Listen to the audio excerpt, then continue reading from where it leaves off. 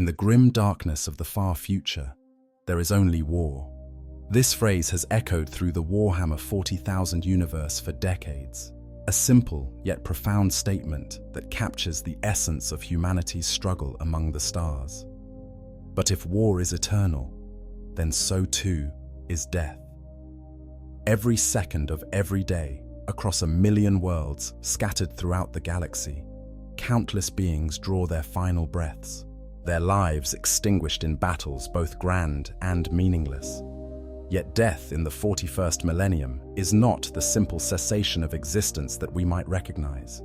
It is something far more complex, far more terrifying, and in some cases, far more eternal than mere mortality could ever encompass.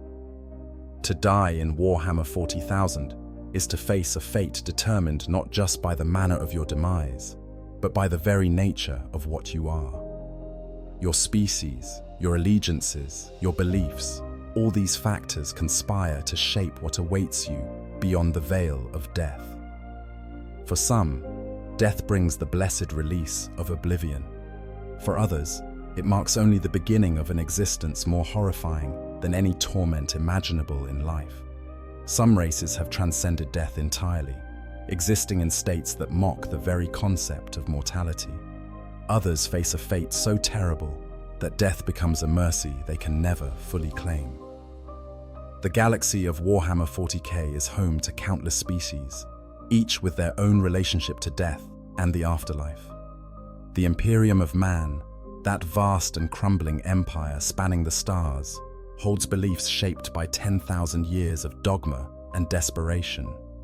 The Space Marines, those transhuman warriors who serve as humanity's greatest defenders, face deaths that can range from honorable sacrifice to endless imprisonment within walking tombs. The common soldiers of the Astra Militarum die in their billions, their lives measured not in years, but in the ammunition they expend before being cut down.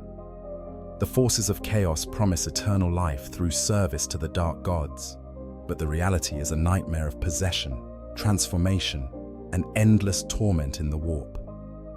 Beyond humanity, the alien races of the galaxy each approach death through their own lens of existence. The orcs, those brutal fungal warriors, see death as merely another part of the endless cycle of violence they live for, their souls returning to their gods for an eternity of fighting.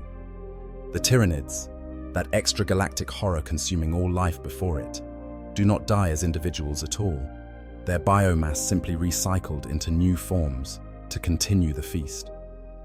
The ancient Aeldari, once masters of the galaxy, now face a fate worse than extinction, their souls hunted by the chaos god their own excess birthed into being. The Necrons, those deathless machines, have already died once, their organic forms sacrificed for immortality that has become its own kind of curse. Understanding death in Warhammer 40,000 requires us to understand the cosmology of this dark future. The galaxy is not just a physical space, but a reflection of the immaterium, the warp, that roiling sea of psychic energy that exists parallel to real space. Every emotion, every thought, every living consciousness creates ripples in the warp. And when consciousness ends, when death claims a being, their psychic essence, their soul, enters that realm. What happens next depends on countless variables: the strength of that soul, the protection it might have, the attention of the entities that dwell in that nightmare realm. For most, the warp means dissolution, their consciousness scattered like drops of water in an infinite ocean. For others, particularly those with psychic potential, or those who have drawn the attention of the warp's denizens, death means becoming prey for entities that feast on souls. This is the context in which we must explore the death of every faction in Warhammer 40k. We will journey through the final moments and ultimate fates of warriors, soldiers, monsters, and machines. We will examine what it means to die when you are already dead, what it means to be reborn in forms both blessed and cursed, and what it means to face an eternity of torment or an oblivion so complete that existence itself becomes a fleeting memory. from the lowest guardsman to the mightiest primarch, from the smallest grot to the largest hive fleet. Death touches all things in this universe, but it does not touch them equally. So prepare yourself for a journey into darkness, into the final moments of countless beings whose lives are measured only by the manner of their ending. We will explore the moment when the light fades from human eyes, when mechanical systems fail and restart, when consciousness merges with something greater or is consumed by something hungry. This is what it means to die in Warhammer 40,000. This is the fate that awaits every being in a galaxy that knows only war. The Imperium of Man, Space Marines. When a Space Marine dies, the galaxy loses one of humanity's greatest weapons, a warrior who has transcended normal human limitations to become something more. These Adeptus Astartes, the Angels of Death, are among the most formidable warriors the Imperium can field. They are transhuman, their bodies enhanced with 19 specialized organs that transform them from baseline humans into living weapons. Their bones are fused with ceramite, their blood carries additional oxygen, their bodies can survive wounds that would kill a normal human 10 times over. They know no fear. They feel no pain that would cripple lesser beings. They are the Emperor's finest, and when they fall in battle, their deaths echo with significance far beyond the loss of a single soldier. The moment of death for a Space Marine is unlike that of any other warrior. Their enhanced physiology fights against the inevitable with every fiber of their being. The Susan membrane, one of the organs implanted in their bodies, can put them into a state of suspended animation when they receive mortal wounds, a last desperate attempt by their body to preserve life long enough for rescue. The Laraman's organ releases cells that rapidly seal wounds, forming scar tissue almost instantly to prevent blood loss that would kill a normal human in seconds. The oolytic kidney filters toxins and poisons, buying precious moments even as death approaches. These biological miracles work in concert, pushing back against death with superhuman resilience. But eventually, even these gifts fail. When an Astartes falls, when the damage becomes too severe for even their enhanced biology to repair, there comes a moment of clarity. Veterans speak of this moment, if they survive long enough to speak of anything. The galaxy seems to slow, the chaos of battle fading to a distant roar. The pain that their neuroglottis had been suppressing suddenly floods their consciousness, not as agony, but as a strange sensation, distant and almost curious. They feel their twin hearts struggling, beating out of sync, the rhythm that has sustained them through decades or even centuries of warfare finally breaking down. The catalepsian node, which has allowed them to remain conscious without sleep, begins to fail, and a weariness deeper than any they have known settles over them. In these final moments, many Space Marines experience a profound sense of duty fulfilled or duty failed.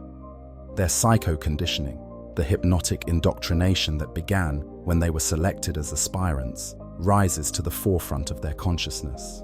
They think of their chapter, of their battle brothers, of the Emperor they have served. Some see visions of their primarch, that godlike being from whom their gene seed descended.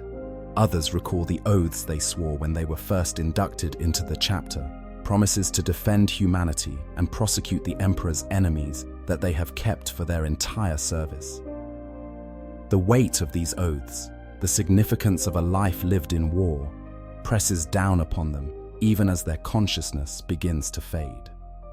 What happens to the Space Marine's soul after death is a matter of doctrine and belief within the Imperium. The Imperial cult teaches that all souls return to the Emperor's light, that the God Emperor of mankind gathers his faithful to him in death. Space Marines, as the Emperor's most devoted servants, are said to join him at his side, their spirits serving in the Imperium as they served in life. Some chapters believe their dead join the Emperor in an eternal war against the forces of chaos in the warp. This belief has given rise to legends of the Legion of the Damned, spectral Space Marines wreathed in flames who appear in the Imperium's darkest hours to turn the tide of battle. warriors who may be the spirits of fallen Astartes, given form once more. The reality is more uncertain. Space Marines possess powerful souls, their psychic presence in the warp strengthened by their genetic enhancements and unwavering faith. When they die, these souls do enter the Imperium, but what awaits them there is unclear. Unlike baseline humans whose souls often dissolve quickly into the warp's currents, an Astartes soul might maintain coherence longer, potentially protected by their faith in the Emperor. Some scholars suggest that the Emperor himself, sustained by the sacrifice of 1,000 psykers daily, might have the power to shelter the souls of his warriors. Others believe that Space Marine souls eventually dissipate like all others, their consciousness scattered across the infinite expanse of the warp. But death is not always the end of service for a Space Marine. When an Astartes falls in battle, their body becomes immensely valuable to the chapter. Apothecaries, the chapter's medical specialists, rush to fallen battle brothers to perform the rite of reductio. Using a specialized tool called a narthecium, they extract the gene seed from the dead Marine's body. This genetic material, stored in the progenoid glands implanted in each Space Marine's body, is the chapter's most precious resource. Gene seed is what allows the chapter to create new Marines, to continue their bloodline across the millennia. The death of a Space Marine is tragic, but the recovery of their gene seed means their legacy continues in the bodies of future battle brothers. There is another fate that can await a fallen Space Marine, one that is considered a great honor, but is also a kind of living hell. When a Marine suffers wounds so catastrophic that their body cannot be saved, but their life force still lingers, they may be interred within a dreadnought. These towering war machines are essentially walking sarcophagi, their central compartment containing the shattered remains of a Space Marine kept alive by advanced life support systems. The Marine's consciousness is hardwired directly into the dreadnought systems, their mind becoming one with the machine. They can see through its optical sensors, fight with its weapons, walk with its mighty legs. But they are also trapped, their flesh fused with machinery, their existence reduced to brief periods of waking for battle, followed by long periods of cold sleep. The experience of becoming a dreadnought is described by some as a form of death in itself. The newly interred Marine awakens to find themselves entombed in metal, their body gone, replaced by weapons and armor. They can no longer feel the weight of their armor or the grip of a bolter in their hands. They cannot smell the incense of the chapter's chapels or taste the food in the refectory. Every human sensation is gone, replaced by data feeds and targeting information. The first awakening is said to be the worst, a moment of existential horror as the Marine realizes the full extent of what has been done to them. Some scream, their mechanical vox speakers broadcasting their anguish across the battlefield. Others fall silent, retreating into the machine, their human consciousness slowly eroding away over centuries of periodic awakenings. For dreadnoughts are not truly alive in any meaningful sense. They are awakened only for the most critical battles, spending centuries in stasis between conflicts. Each time they wake, they find the galaxy changed, their former battle brothers dead or promoted, new faces filling the chapter halls. Memories begin to fade, the organic portions of their brain degrading with each death and resurrection. Some ancient dreadnoughts have been fighting for 10,000 years, since the time of the Horus heresy itself. But they are shadows of who they once were, their personalities reduced to echoes of warrior instinct and duty. They are revered by their chapters, called Ancient Ones and Honored Brothers. But in truth, they are the living dead, consciousness trapped in walking tombs that can neither truly live nor truly die. Different Space Marine chapters handle the deaths of their battle brothers in different ways. The salamanders of Nocturne cremate their dead in the volcanic fires of Mount Deathfire, returning their essence to the Forge Father who shaped them. The Blood Angels return their fallen to the Crimson Sands of Bel, the chapter's homeworld, where they are interred in the Tomb of Heroes. The Space Wolves perform the rite of the Lone Wolf, where a warrior who has lost all his pack brothers is sent out to seek an honorable death in battle against overwhelming odds. His gene seed left unrecovered as a sign that he died as he lived. The Ultramarines follow the Codex Astartes strictly, maintaining records of every fallen battle brother and ensuring their deeds are remembered in the chapter's archives. Some chapters have more unusual practices. The Death Spectres, descendants of the Raven Guard, are said to have prophetic visions of death that allow them to prepare for the manner of their ending. The Mortifactors practice ritual cannibalism, consuming the flesh of fallen brothers to absorb their strength and memories. The Marines' Malevolent, one of the most brutal chapters, show little reverence for their dead, seeing the recovery of gene seed as the only matter of importance. The warrior himself, merely a vessel to be discarded once it has fulfilled its purpose. These variations speak to the diversity of the Adeptus Astartes, but they all share a common understanding that death is not an ending, but a transition, a passage from service in flesh to service in memory, and in the gene seed that will create future generations. The psycho-conditioning that Space Marines undergo shapes how they face death. From the moment they are selected as aspirants, often as young boys, plucked from the most brutal worlds in the Imperium, they are taught that death in service to the Emperor is the highest honor they can achieve. They train to suppress fear, to embrace their fate, to welcome the moment when they will give their lives for humanity. This conditioning is so thorough that Space Marines rarely flee from battle, even in the face of certain death. They know their purpose, understand their role, and when the end comes, they meet it with the same stoic determination they brought to every other challenge in their warrior lives. Yet beneath this conditioning, beneath the layers of genetic enhancement and hypnotic programming, there remains some spark of the human they once were. In the final moments, as death closes in, some Marines remember their childhood on their homeworld, remember the family they left behind when they were taken to become Astartes. These memories are often fragmented, distorted by the transformation that made them superhuman, but they are there nonetheless. A face half remembered, a voice calling a name they haven't used in decades, a landscape that no longer exists except in the recesses of their mind. For just a moment, they are not angels of death, but simply humans facing the end.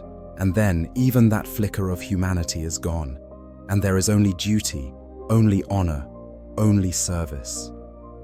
This is what it means to die as a Space Marine. It is to fall, knowing that your sacrifice matters, that your death serves a purpose greater than yourself. It is to face oblivion with the certainty that your chapter will endure, that new warriors will rise bearing your gene seed, carrying on the war you can no longer fight. It is to hope that beyond death lies some form of service, that your spirit might join the Emperor's eternal host, fighting forever in wars beyond mortal comprehension. Whether this hope is fulfilled, whether consciousness continues in any meaningful way, is a question that only the dead can answer. And the dead, for all their honor and sacrifice, do not speak. The Imperium of Man, Astra Militarum.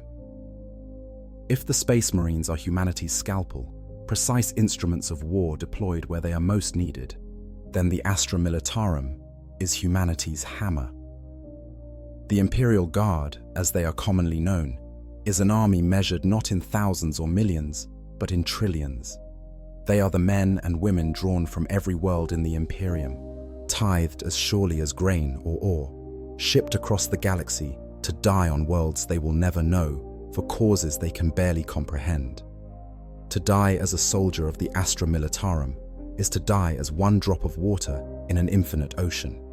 Your passing noted only as a number in a casualty report that will be filed and forgotten, your body left to rot on some distant battlefield while the war grinds on without pause. The average guardsman is not enhanced, not transhuman, not chosen by the Emperor for greatness. They are simply human, as mortal as any civilian laboring in the Imperium's hive cities. They wear flak armor that can barely turn aside a glancing blow. carry lasguns that enemies mock as flashlights despite their deadly effectiveness, and are led by officers who measure success in objectives taken rather than lives preserved. The Departamento Munitorum, the vast bureaucratic machine that administers the Imperial Guard, can accurately count every lasgun, every ration pack, every round of artillery ammunition in a given army group. But the exact number of soldiers under arms at any given moment, that is a figure that changes too rapidly to be meaningful, as millions die and millions more are pressed into service to replace them. When a guardsman dies, the experience is brutally simple compared to the transcendent passing of a space marine. There is no enhanced biology to fight off death, no psycho-conditioning to suppress fear, no certainty of purpose beyond the orders barked by their sergeant. They feel the impact of the bullet, the last bolt, the blade that ends their life, and the pain is immediate and overwhelming. Their body responds as any human body would, flooding with adrenaline, heart racing, breath coming in gasps as they try desperately to understand what has happened to them. They fall to the ground, and if they are lucky, the wound is catastrophic enough that consciousness fades quickly. If they are unlucky, they lie in the mud and blood of the battlefield, feeling their life drain away over minutes or hours, calling out for medics who will never come, for the Emperor's mercy that feels very distant indeed. The causes of death for Imperial Guardsmen are as varied as the enemies they face. They are burned alive by flamethrowers, their screams cut short as fire consumes flesh and boils the moisture in their lungs. They are torn apart by chainsaws, their bodies rent into pieces by the brutal close combat weapons favored by many of humanity's enemies. They are dissolved by exotic alien weaponry, their molecular bonds unraveling, leaving nothing but a puddle of steaming biomass where a soldier once stood. They are crushed beneath the treads of tanks, both friendly and enemy, their bodies ground into the mud of battlefields that will claim millions more before the fighting ends.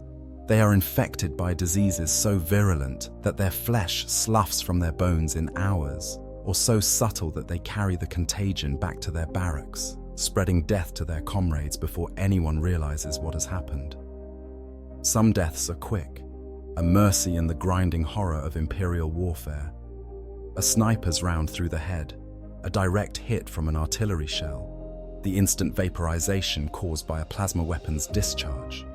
The soldier has no time to process what is happening, their consciousness simply ceasing in an instant. One moment they are advancing across the battlefield, the next they are gone, their body left behind as evidence that they existed at all. These quick deaths are considered blessings by those who witness them, for they mean the soldier did not suffer, did not have time to feel fear or pain, simply ceased to be between one heartbeat and the next. But far more common are the slow deaths, the agonizing endings that come from wounds that are severe but not immediately fatal. A guardsman shot through the stomach lies bleeding on the battlefield, the pain indescribable as their intestines spill from the wound. They try to call for help, but their voice is lost in the cacophony of war. They can hear their comrades advancing past them, the battle moving on, leaving them behind like flotsam left by a tide. They try to staunch the bleeding with their hands, fumbling with field dressings that seem impossibly complex as shock begins to set in. Their vision narrows, darkness creeping in from the edges, and they realize with growing horror that they are going to die here, alone, unmourned, their body just one more obstacle for the next wave to step over. The Astra Militarum does have a medici corps, field medics who are trained to stabilize wounded soldiers and evacuate them from the battlefield. But the reality is that in the scale of Imperial warfare, these medics are impossibly outnumbered. For every soldier they save, dozens more die waiting for aid that will never arrive. Triage is brutal and pragmatic. A soldier with a survivable wound who can be quickly patched up and returned to the fight gets attention. A soldier with wounds that would require extensive surgery and long recovery is left behind, their death already factored into the casualty calculations. The Emperor needs soldiers who can fight today, not invalids who will consume medical resources for months. Fear is the constant companion of every Imperial Guardsman. Unlike Space Marines, who have their fear suppressed through psycho-conditioning, Guardsmen feel terror in its purest form. They know they are mortal. They know the odds of their survival. They know that the Imperium has billions more soldiers ready to take their place. They see their friends cut down beside them, see the horrors that the galaxy can produce, face enemies that range from the merely lethal to the utterly incomprehensible. And yet they fight, because the alternative is execution by the commissars, those grim officers assigned to every regiment to maintain discipline and punish cowardice. The commissar's bolt pistol kills more guardsmen than many would care to admit, a shot to the back of the head for soldiers who falter, who flee, who question orders in the heat of battle. The commissariat views this brutal discipline as necessary. An army of billions cannot function if individual soldiers can choose when and where to fight. Morale must be maintained, and if that maintenance requires executing soldiers pour encourager les autres, then so be it. Commissars are taught that one death, one public execution, can save 1,000 lives by preventing a rout. They walk the lines during battle, watching for signs of wavering, ready to make an example of anyone who threatens the integrity of the Imperial line. And so, Guardsmen die not just from enemy fire, but from friendly bullets, their last sight the grim face of a commissar, deciding that their fear is more dangerous than losing one more soldier. What happens to the souls of Imperial Guardsmen after death is a matter of much theological debate within the Imperial cult. The official doctrine teaches that faithful servants of the Emperor are gathered to his light in death, that they find peace and rest at the Emperor's side. For the trillions of Guardsmen who die in service, this promise is their only comfort, the belief that their suffering and sacrifice will be rewarded in the afterlife. Chaplains attached to Guard regiments preach this message constantly, reminding soldiers that to die in the Emperor's service is to achieve a state of grace, that their deaths have meaning beyond the tactical objectives they helped achieve.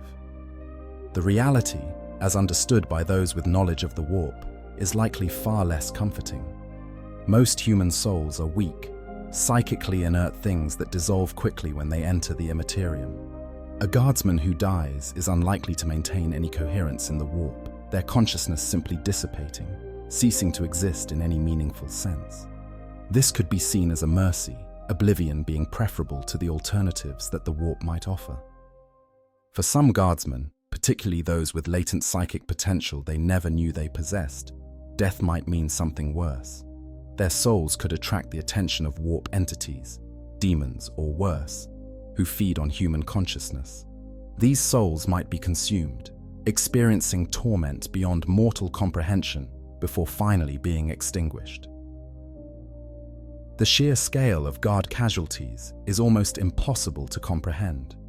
On a typical battlefield in the 41st millennium, losses are measured in percentages.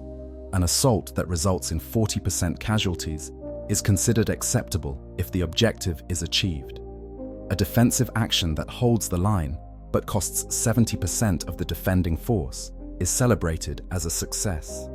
Entire regiments are wiped out in single engagements, their names added to the rolls of honor, and then largely forgotten as new regiments are raised from the same worlds to replace them. The Departamento Munitorum's motto could well be that the Imperium has more soldiers than any enemy has bullets, and this philosophy shapes how Guard lives are expended. Some Guardsmen are granted a reprieve from the meat grinder of frontline combat. Veterans who survive multiple campaigns might be promoted to positions of relative safety, commanding from the rear or training new recruits. The truly exceptional might be inducted into elite units like the Kaskin or Stormtroopers, where their skills grant them access to better equipment and theoretically better odds of survival. A fortunate few, those who serve in successful campaigns that reclaim worlds for the Imperium, might be granted settlement rights on those worlds, allowed to retire as colonists rather than dying in service. But for the vast majority, there is no retirement, no honorable discharge. They fight until they die, and their deaths are as unremarkable as their lives were before they were conscripted. The disposal of guard dead varies based on circumstance. On some battlefields, corpses are collected and given mass burials, anonymous graves marked only with a collective headstone that reads, "Here lie the defenders of the Emperor." On others, the dead are simply left where they fell, their bodies becoming part of the landscape, rotting away until only bones remain scattered across the battlefield. In particularly hazardous environments, corpses might be burned to prevent disease, their ashes scattered to the winds. When a world falls despite the guard's efforts, the dead are left behind for the enemy to deal with, their sacrifice buying time for survivors to evacuate. The Imperial Guard's regimental system means that soldiers often form strong bonds with their fellow guardsmen, men and women who share their homeworld, who speak their language, who understand the culture they come from. When a guardsman dies, their immediate comrades mourn them, taking whatever time the battle allows to honor the fallen. They might recite prayers, make the sign of the Aquila, promise to avenge their friend's death. But the war moves on, and grief must be set aside, because to dwell on loss is to risk becoming another casualty. The friend who died this morning will be half forgotten by evening, just another face in the long list of the dead, and tomorrow there will be more names added to that list. Some regiments maintain traditions for honoring their fallen. The Valhallans burn offerings to their ice world spirits. The Katakans carve death marks into the butts of their weapons. The Kriegers simply note the casualty and move on, their fatalistic culture viewing death in service as the only redemption for their world's ancient sins. These traditions provide some structure, some meaning to deaths that might otherwise seem utterly senseless. They allow the living to feel that their fallen comrades are remembered, even if that memory is fleeting, and the galaxy at large will never know they existed. Dying as an Imperial Guardsman means dying as one of countless billions who have given their lives for the Imperium. It means facing death with whatever courage you can muster, knowing that your death changes nothing about the trajectory of the war, that you are utterly, completely replaceable. It means spending your last moments in pain and fear, surrounded by the sounds of battle, hoping that your death at least buys a few more seconds for your squad to advance, for the objective to be taken, for humanity to endure. It means leaving behind no legacy except the brief memory of your comrades and the cold statistics in a casualty report that no one will ever read. This is the fate of the common soldier in the 41st millennium. This is what it means to die in the service of the Imperium when you are merely human. Chaos Space Marines and the Damned. If death for a loyalist, Space Marine means the potential for peace and the certainty of duty fulfilled. Death for those who have turned to chaos is an entirely different matter. The Chaos Space Marines, those traitors who forsook their oaths to the Emperor and pledged themselves to the ruinous powers, face fates both more terrible and more transcendent than their loyal counterparts could imagine. To die in service to chaos is to potentially live forever, transformed into something that mocks the very concept of mortality. But it is also to risk eternal torment, to have your soul claimed by the dark gods you served, used as playthings and sustenance for entities that view mortal consciousness as nothing more than food.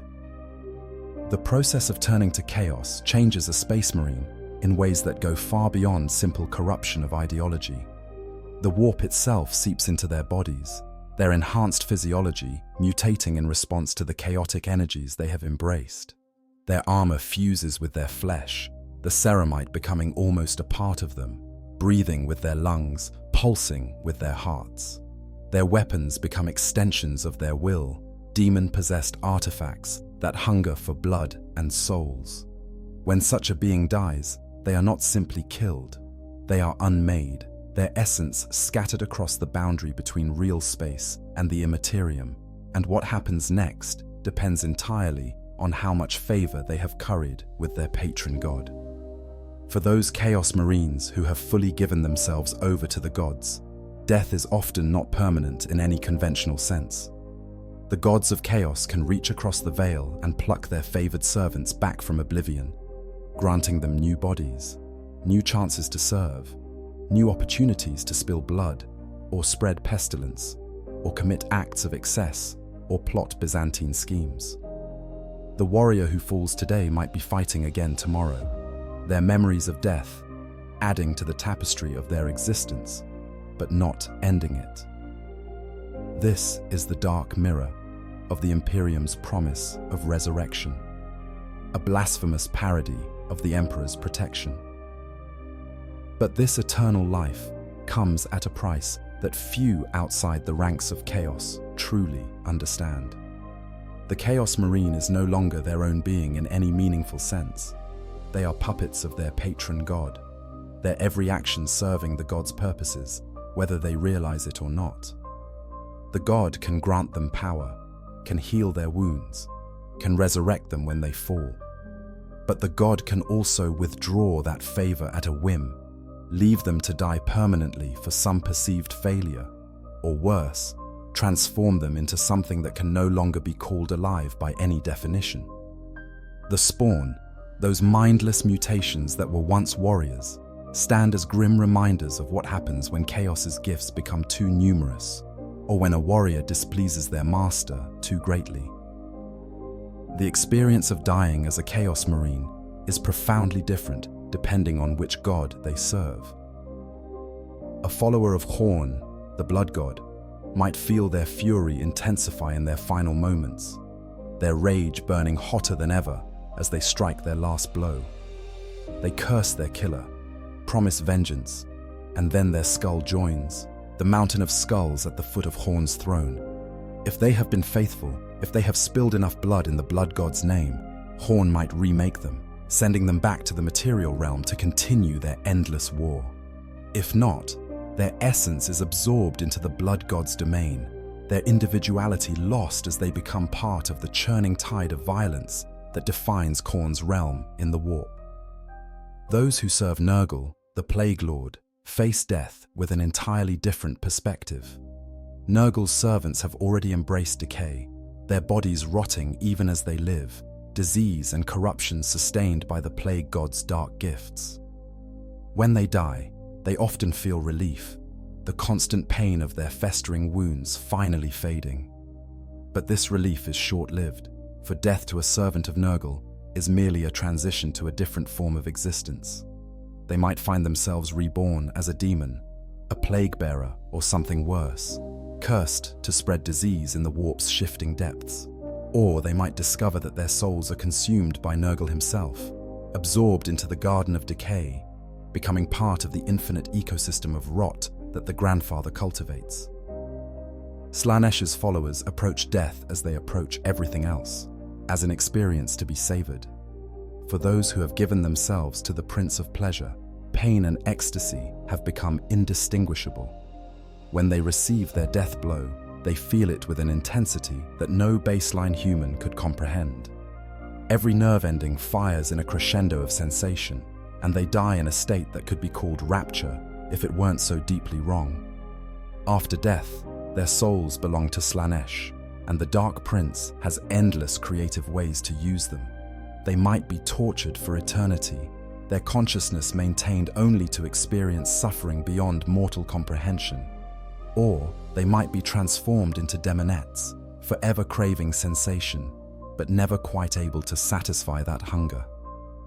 The servants of Tzeentch, the changer of ways, find that even death is part of a plan they cannot comprehend. Tzeentch is the god of plots and schemes, and his followers believe that every event, including their own deaths, serves some greater purpose in the god's Byzantine machinations. When a Tzeentchian sorcerer falls, their last thoughts are often wondering what role their death plays in the great game. Their souls are claimed by the Architect of Fate, who might use them as components in some spell, or transform them into horrors, or simply keep them in reserve for some future scheme that won't come to fruition for 10,000 years. Time is meaningless to Tzeentch, and so his servants' deaths might serve purposes that won't be revealed until ages after they fell. Some Chaos Marines willingly embrace demonic possession even before death, allowing warp entities to merge with their bodies and minds. These possessed Marines are living weapons, their flesh reshaping itself according to the demon's will, sprouting claws and tentacles and mouths that shouldn't exist. When they die, the fate of the Marine and the demon diverge. The demon is banished back to the warp, to reform eventually in the churning chaos of that realm. The Marine's consciousness, however, has often been so subsumed by the demon that very little of their original self remains. What is left of their soul becomes a plaything for the demon, tortured and reshaped in the warp for eternity, paying the price for the power they sought in life. The Chaos Space Marines, who survive for millennia, fighting in the long war against the Imperium, accumulate mutations and blessings from their patron gods. Their bodies become walking testaments to Chaos's power, but also to its fickleness. An arm might be replaced by a crab-like claw. Eyes might multiply across their armor.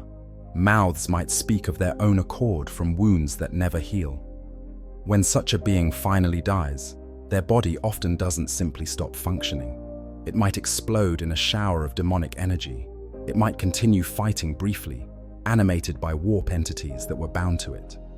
It might collapse into a puddle of ichorous liquid, or crystallize into a statue of impossible geometry, or simply vanish in a flash of unreality.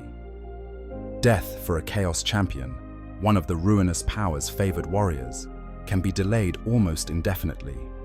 Whenever they receive a mortal wound, the god they serve might intervene, knitting their flesh back together, pouring warp energy into their body to sustain them. They can survive injuries that would kill a loyalist Marine 10 times over.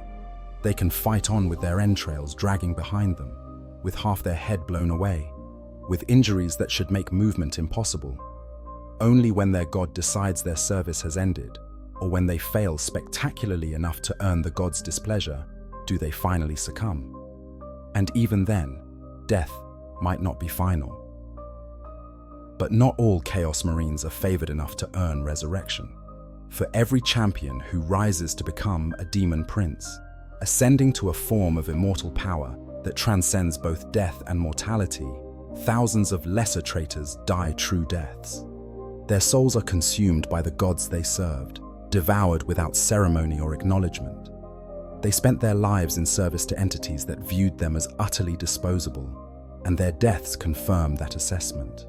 There is no honor in dying for chaos, no certainty of reward. There is only the hope that the gods will notice your service and grant you continued existence. And for most, that hope is never fulfilled. The Chaos Space Marines who manage to retain some shred of their original selves, who haven't fully given themselves to the gods, face perhaps the worst fate of all.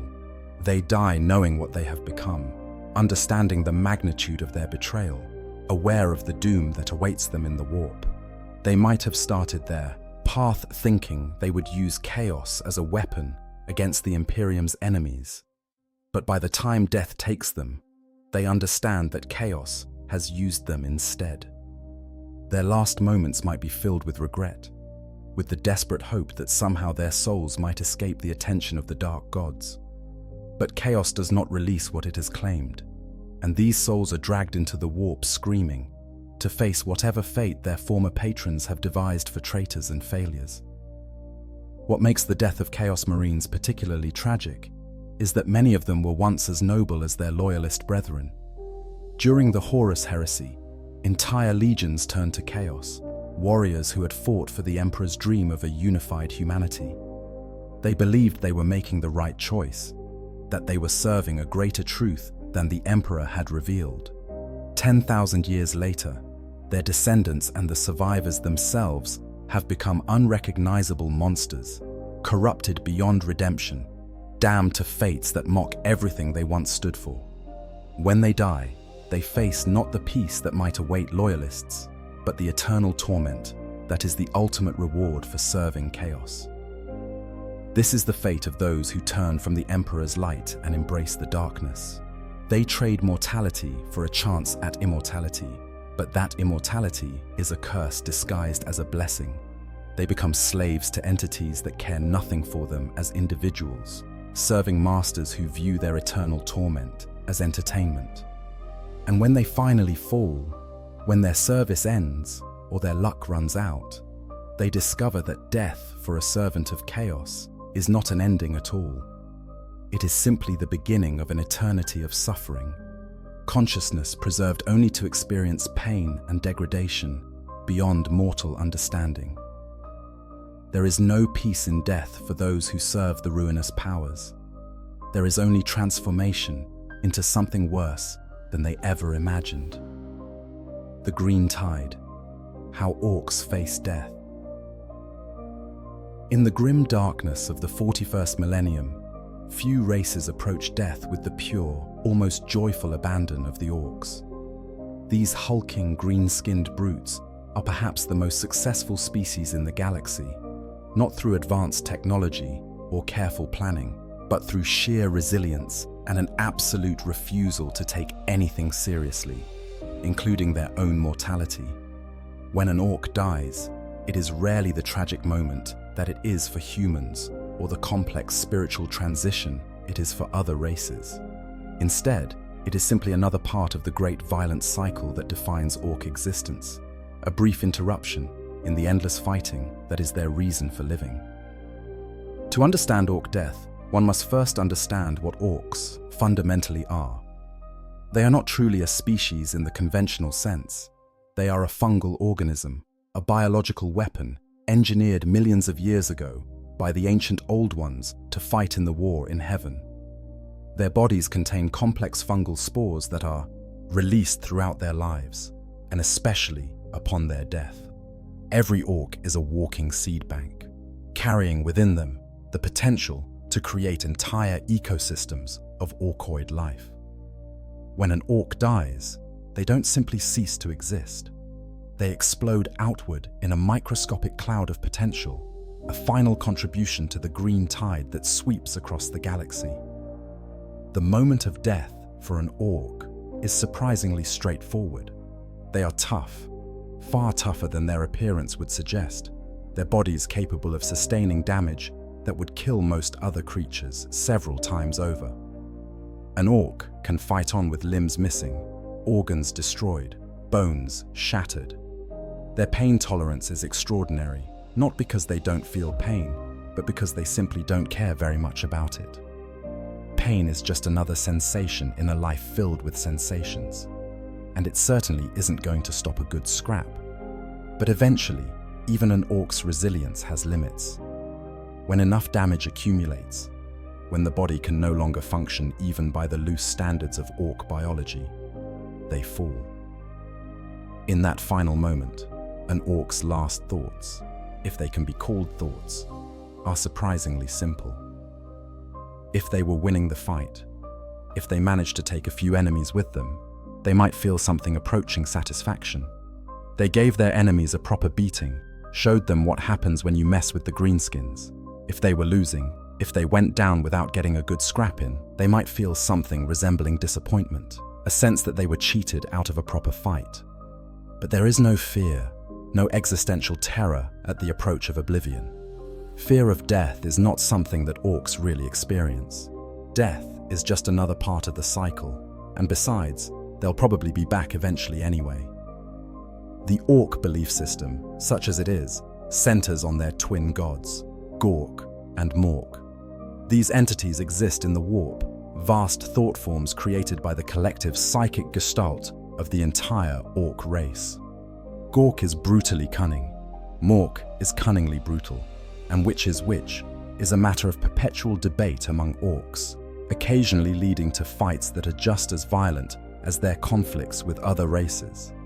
When an orc dies, their soul, such as it is, travels to what they call the Great Green, a realm in the warp where Gork and Mork preside over an eternal battleground. There, the souls of dead orcs fight forever, engage in the kind of spectacular, enjoyable violence that defines their existence. The orc afterlife is not a place of peace or rest. It is war without end, exactly what orcs want more than anything else. They fight, they die, they come back and fight again. There is no punishment, no torment designed to break their spirits.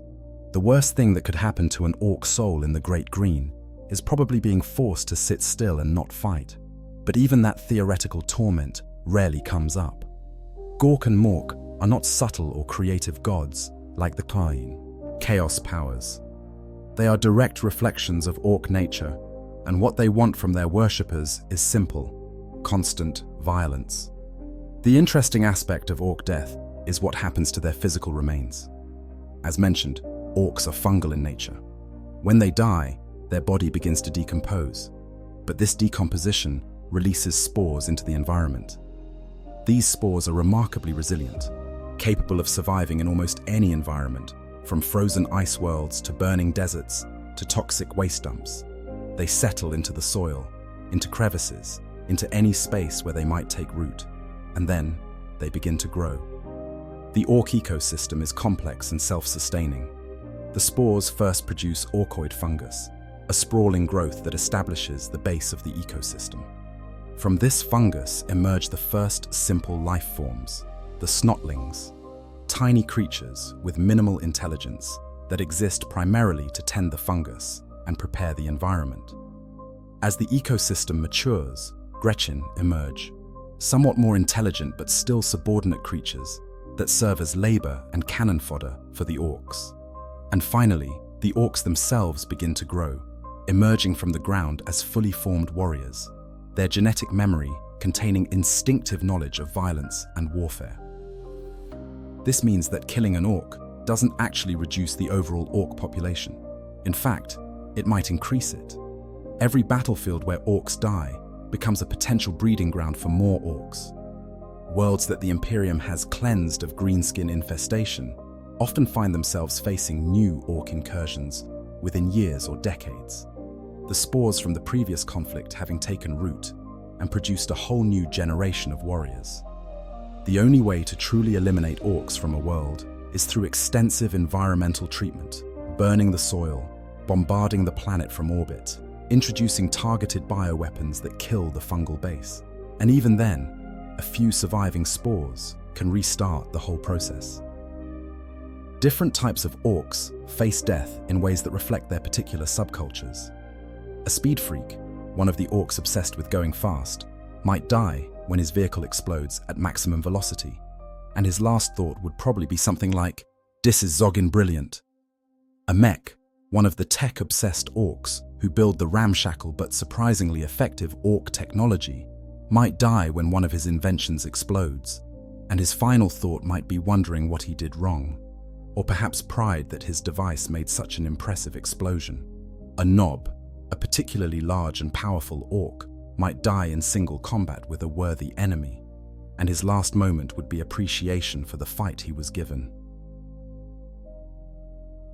The orc concept of death is actually rather sophisticated in its own way.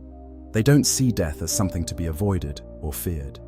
It is simply a thing that happens, usually to other orcs, but occasionally to themselves. The important thing is not whether you die, but how you die. An orc who dies in a massive battle, surrounded by enemies and having fought to the bitter end, is admired. An orc who dies stupidly, perhaps falling off a cliff or getting eaten by their own squig, is laughed at but quickly forgotten. There is no shame in death itself, only in dying boringly. This attitude extends to how orcs treat their dead. They don't have elaborate funeral rites or memorial services. If an orc dies, his fellows might loot his body for anything useful, teeth being the closest thing orcs have to currency, weapons and armor to be redistributed to whoever can claim them. The body itself is left where it falls, or if time permits, thrown on a fire or tossed aside. There's no reverence, no sense of loss. That orc is gone, but there will be more orcs soon enough, and the fight continues. The orc warboss, the largest and most powerful orc in a tribe, has a slightly different relationship with death. A warboss stays in power through sheer strength and force of personality. When a warboss starts to weaken, whether through age, injury, or just bad luck, another orc will eventually challenge him and kill him. This is not seen as murder or treachery, just as the natural order of things. The old war boss had his time, and now it's time for a new war boss to take over. Some war bosses die in battle against alien enemies, and this is considered a proper end. Others die at the hands of their own subordinates, when they can no longer command respect through violence. Either way, the tribe barely misses a beat, following the new boss with the same enthusiasm they showed the old one. The psychic gestalt field that all orcs contribute to, the WAG, actually makes them more resilient in groups. When orcs gather in large numbers, their collective belief in their own toughness makes them tougher. This means that an orc surrounded by other orcs is harder to kill than an orc alone. This unconscious psychic field extends even to death. Orcs believe they can survive almost anything, and so sometimes they do. They believe they can fight with injuries that should be fatal, and so they fight on. This makes killing orcs in detail extremely difficult, as even severe wounds might not stop them if they haven't realized they should be dead yet. What makes orc death particularly interesting from a metaphysical perspective is how uncomplicated it is. While humans agonize over what awaits them after death, while Eldar face the terror of Slanesh's hunger, while Chaos Marines bargain with dark gods for continued existence, orcs simply die and move on to the Great Green to continue fighting. There is no corruption of their souls, because orcs are too simple-minded for the Chaos gods to really get a grip on. Slanesh cannot tempt them with excess because orcs already indulge in exactly the amount of violence they want. Khorne might appreciate their love of combat, but orcs don't fight for glory or honor. They fight because it's fun. Nurgle's decay means nothing to a species that is already fungal. Tzeentch's schemes are utterly wasted on creatures who cannot plan more than a few days in advance. The orc soul itself is interesting. Unlike human souls, which are individual sparks of consciousness in the warp, orc souls seem to merge back into the collective Wah field that all orcs share. Individual identity might persist to some degree, enough that Gork and Mork can field them in the Great Green's eternal battles, but it is not the same kind of distinct consciousness that humans possess. Orcs are communal in life and in death, their existence defined by the mass more than the individual.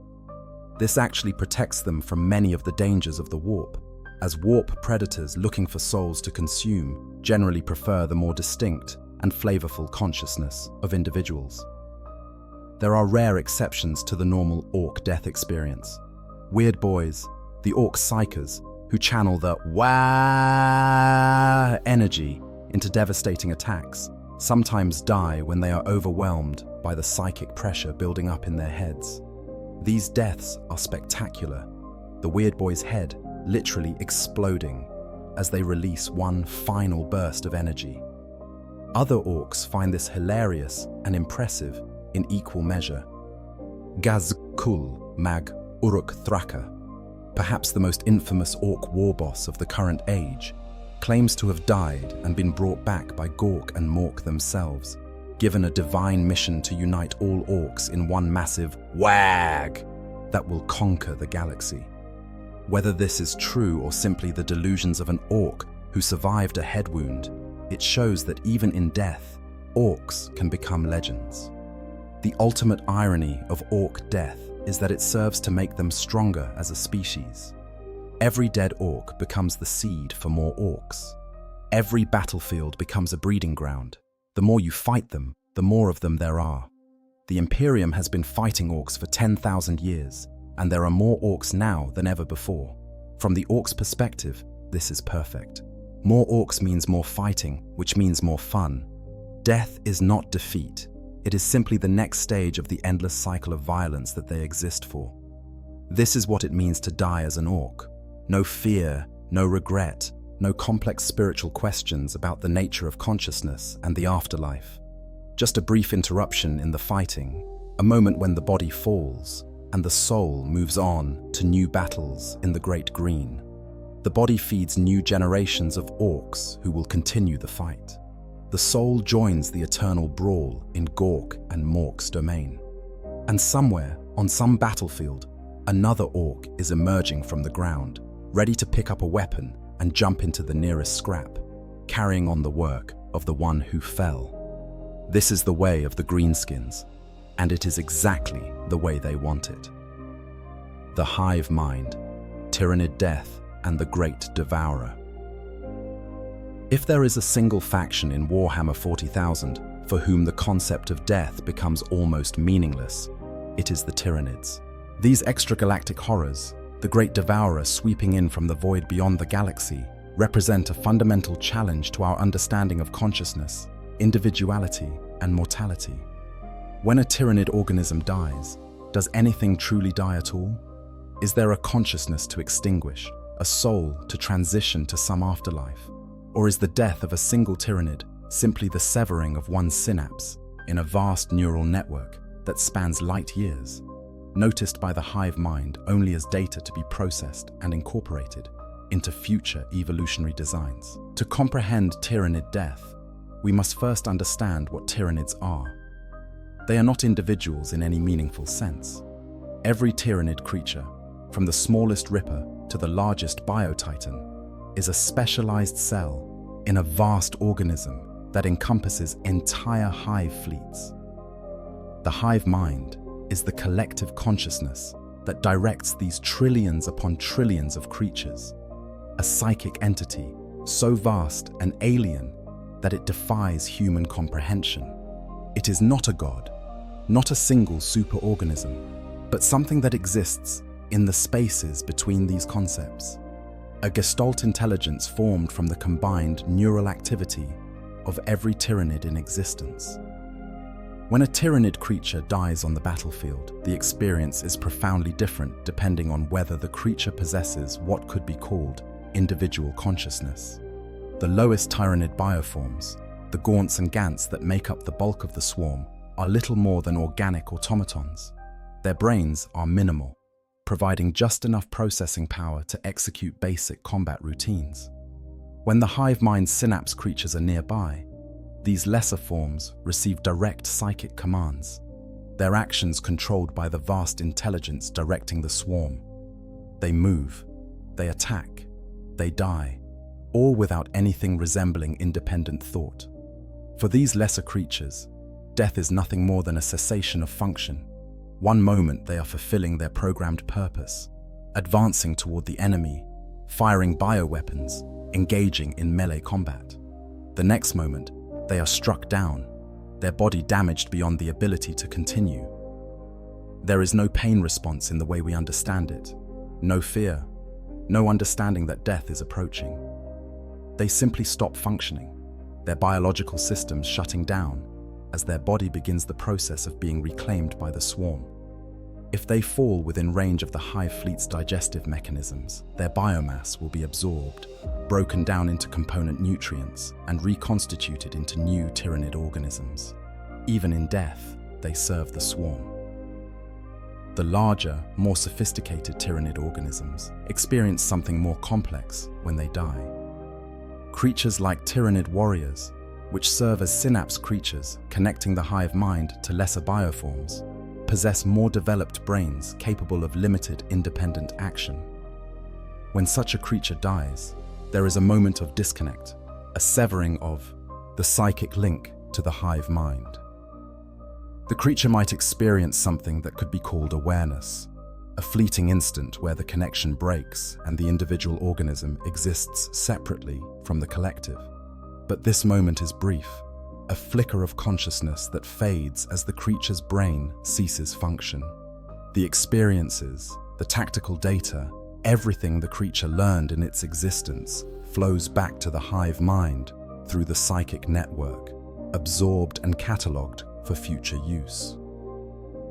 The death of a hive tyrant, the most powerful synapse creatures that serve as battlefield commanders for the swarm, is significant not because it ends a consciousness, but because it disrupts the command structure of the swarm. A hive tyrant is essentially an avatar of the hive mind, a physical manifestation of its will on the battlefield. When a hive tyrant dies, the hive mind experiences something akin to losing a sensory organ. Information stops flowing from that node in the network. lesser creatures that relied on the tyrant's synapse control might revert to instinctive behavior, losing the coordination that makes tyrannid swarms so deadly. But the hive mind itself is unaffected beyond this temporary disruption. It simply grows a new tyrant, imprinting it with the same knowledge and experiences as its predecessor, and the war continues. This raises the question of whether tyrannids can be said to die at all. If the hive mind persists, if the genetic information is preserved, if new creatures can be spawned that are functionally identical to those that fell, has anything truly been lost? From a human perspective, we might say yes, the individual organism died. But from the hive mind's perspective, it has simply redistributed resources, sacrificed one body to achieve tactical objectives, with the full expectation that the biomass will be recovered and reused. Death and life are simply different states in a continuous cycle of consumption and regeneration. The tyrannid approach to death extends to how they consume other species. When tyrannids devour a world, they don't just kill the inhabitants. They consume everything, breaking down organic matter at the molecular level, extracting every usable nutrient from the biosphere. The death of a planet to the tyrannids is total, leaving behind a lifeless rock stripped of even its atmosphere. But from the hive mind's perspective, this is not destruction, but transformation. The biomass is not destroyed, but incorporated, added to the swarm, increasing the hive fleet's mass and capability. In this sense, everything the tyrannids kill becomes part of them, death serving as the ultimate form of assimilation. One of the most terrifying aspects of tyrannid death is the reanimation protocols encoded in their biology. Certain tyrannid organisms can heal from damage that would be fatal to other creatures, their bodies stitching themselves back together even as they fight. They can regenerate lost limbs, seal massive wounds, continue functioning with injuries that should have killed them. This ability is not consciousness or will, but simply efficient biological engineering, their bodies designed by the hive mind to maximize survivability and combat effectiveness. A tyrannid that should be dead can keep fighting, driven by biological imperatives that override the body's normal shutdown responses. The shadow in the warp, the psychic presence generated by the hive mind, has profound implications for understanding tyrannid death. This psychic blanket smothers the warp in areas where the tyrannids are present, making psychic communication impossible and driving psychers to madness. It suggests that the hive mind exists partially in the warp, its consciousness spanning both the material realm and the immaterium. When tyrannid creatures die, there is no soul to transition to the warp because they never had souls in the way other species do. They are soulless organisms, their consciousness entirely dependent on their physical forms and their connection to the hive mind. When that connection breaks and the body dies, there is simply nothing left to persist. This soullessness is actually an advantage for the tyrannids. They are immune to the predations of chaos, which feeds on souls and the emotions generated by conscious beings. Demons cannot possess tyrannids because there is no individual consciousness to possess. The chaos gods cannot corrupt the hive mind because its alien nature places it beyond their ability to influence. When the forces of chaos and the tyrannids clash, it is a conflict between absolute opposites, soulless biology against immaterial hunger, and neither side can truly harm the other in any lasting way. The few individuals who have managed to glimpse the hive mind report experiences that suggest death within the swarm might be something stranger than simple cessation. Visions describe an infinite consciousness, a presence so vast that individual deaths don't register as losses, but as data points, information about what worked and what didn't in a particular situation. The hive mind learns from every death, evolves in response to how its creatures were killed, spawns new organisms better suited to countering the tactics that defeated the previous generation. In this sense, every tyrannid death teaches the swarm how to be more lethal, how to adapt, how to overcome. When synapse creatures die, and lesser tyranids lose their connection to the hive mind, these lesser creatures revert to instinctive behavior. They become feral, attacking the nearest threat or fleeing to safety, acting on biological programming rather than directed intelligence. This state is revealing because it shows what tyranids are without the hive mind's guidance. Simple organisms driven by hunger and aggression, no more intelligent than any other predator.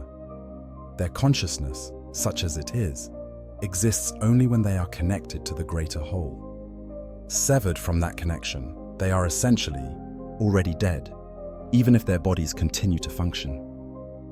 There are specialized tyranid organisms whose entire purpose is related to death. The haruspex, for instance, is a creature designed to consume biomass from the battlefield as combat proceeds, its massive jaws processing dead and wounded creatures into nutrient slurry that can be used to spawn new tyranids. These creatures make the battlefield itself into a factory of death and rebirth, the fallen immediately recycled into new combatants. Watching a haruspex work is watching the tyranid philosophy of death made manifest. Nothing is wasted, everything serves the swarm, and death is simply another resource to be exploited. The hive fleet's digestion pools, vast organic vats where consumed biomass is broken down, represent the final destination for most biomass harvested by the tyranids. Here, the bodies of the dead, friend and foe alike, are dissolved into component chemicals. These pools don't distinguish between a fallen tyranid and an enemy soldier. Both are simply resources, raw materials to be processed. Any individuality, any consciousness, any sense of self that might have existed is completely obliterated in this process. It is death in its most absolute form, not just the ending of life, but the complete dissolution of everything that constituted that life. Yet even this is not truly the end in the tyranid cycle. The broken down biomass feeds the Norn queens, the massive tyranid creatures that birth new organisms. These birthing chambers consume the processed nutrients and use them to create new tyranid bioforms, each one designed for specific purposes based on the genetic templates in the hive fleet's vast biological database. In a strange way, the dead do live on in the swarm, their physical substance recycled into new bodies, their experiences recorded in the hive mind's vast memory, informing future evolutionary adaptations. It is a form of immortality so alien that it barely deserves the name. Consciousness extinguished, but matter persisting, death and rebirth happening simultaneously in the endless hunger of the great devourer. What makes tyrannid death particularly horrifying from the perspective of their prey is its inevitability and meaninglessness. When the tyrannids come to a world, they will not stop until everything is consumed. You can kill individual organisms, you can win individual battles, but the swarm simply keeps coming, learning from every defeat, adapting to every defense. Your victories are temporary, your heroism forgotten, your sacrifice ultimately futile. And when you finally fall, when the tyrannids overwhelm your position and claim your body, you become part of them, your death serving only to make them stronger. There is no honor in death to the tyrannids, no meaning, no memory. There is only consumption, transformation, and the endless hunger that drives the swarm forward. This is death in the tyrannid swarm. It is death without consciousness, without fear, without any of the elements that make death significant to thinking beings. It is biological process elevated to cosmic scale, life and death reduced to simple matters of resource management. The individual dies, but the swarm continues. The body falls, but the biomass is recovered. The consciousness, if it existed at all, dissolves, but the hive mind incorporates the data. Nothing is wasted, nothing is mourned, and nothing ever truly ends because the swarm transforms death into life in an endless cycle that spans the galaxy. The Cursed. The fate of the Aeldari. No race in the Warhammer. 40,000 universe has a more tragic relationship with death than the Aeldari, the ancient species once known as the Eldar. These beings who once ruled the galaxy in an empire of unimaginable magnificence now face a doom so terrible that death has become something to be feared beyond all else. When an Aeldari dies, their soul faces a fate worse than mere oblivion. It is hunted, claimed, and consumed by Slaanesh, the Dark Prince, the youngest of the Chaos Gods, born from the depths of Aeldari excess and forever hungry for the souls of the people whose depravity birthed it into existence. To understand Aeldari death, we must understand the Fall, the cataclysmic event that shaped the entire species' relationship with mortality. In the ancient past, the Aeldari civilization had reached heights that younger races could barely comprehend. They were masters of psychic power, their technology indistinguishable from magic, their lives stretching across centuries.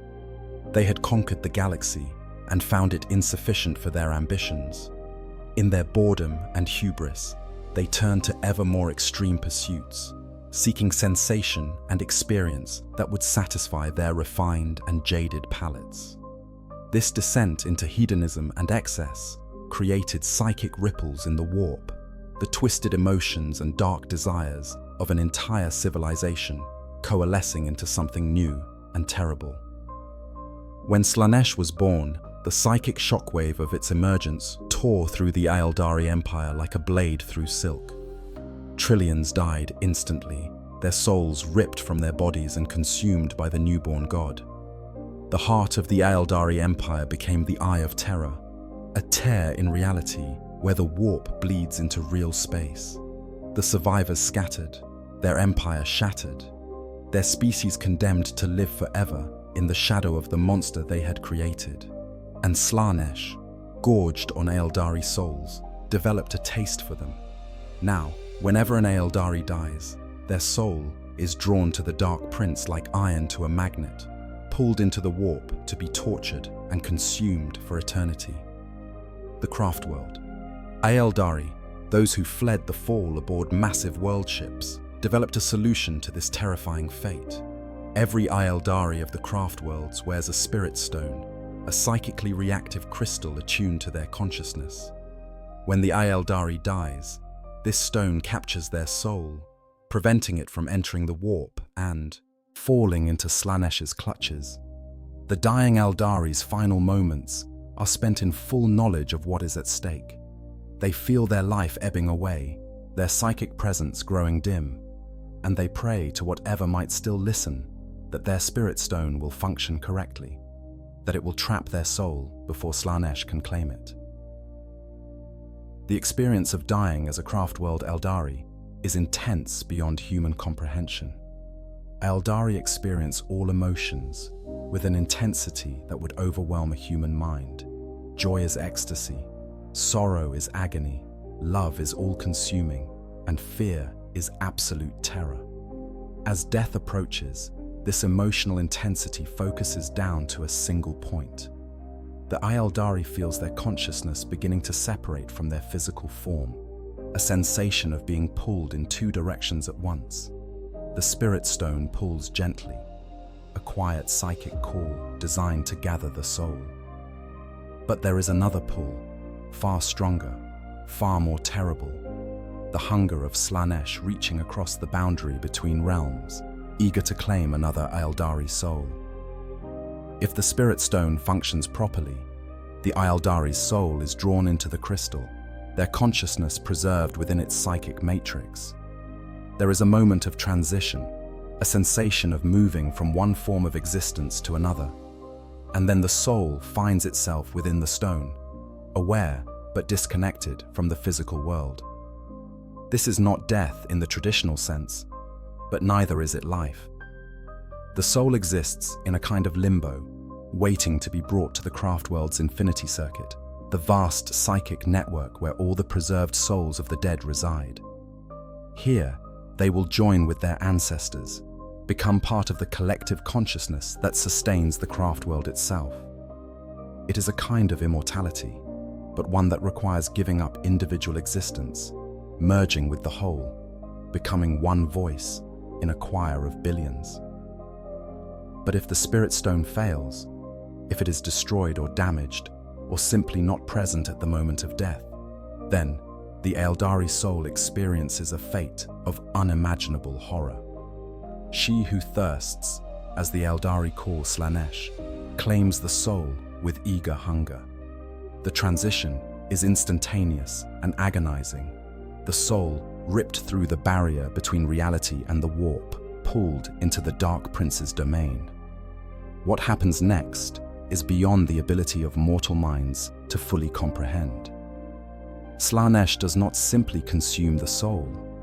The god tortures it, plays with it, finds every possible sensation that can be extracted from a consciousness and extracts it. The suffering is eternal, consciousness preserved specifically to experience endless torment, a fate that makes mere death seem like the greatest mercy imaginable. The Drukhari, or Dark Eldar, who fled into the webway rather than aboard craftworlds, face a different but equally terrible relationship with death. They do not use spirit stones, cannot use them, for reasons tied to their lifestyle and the nature of their existence. Instead, they avoid death through a form of psychic vampirism.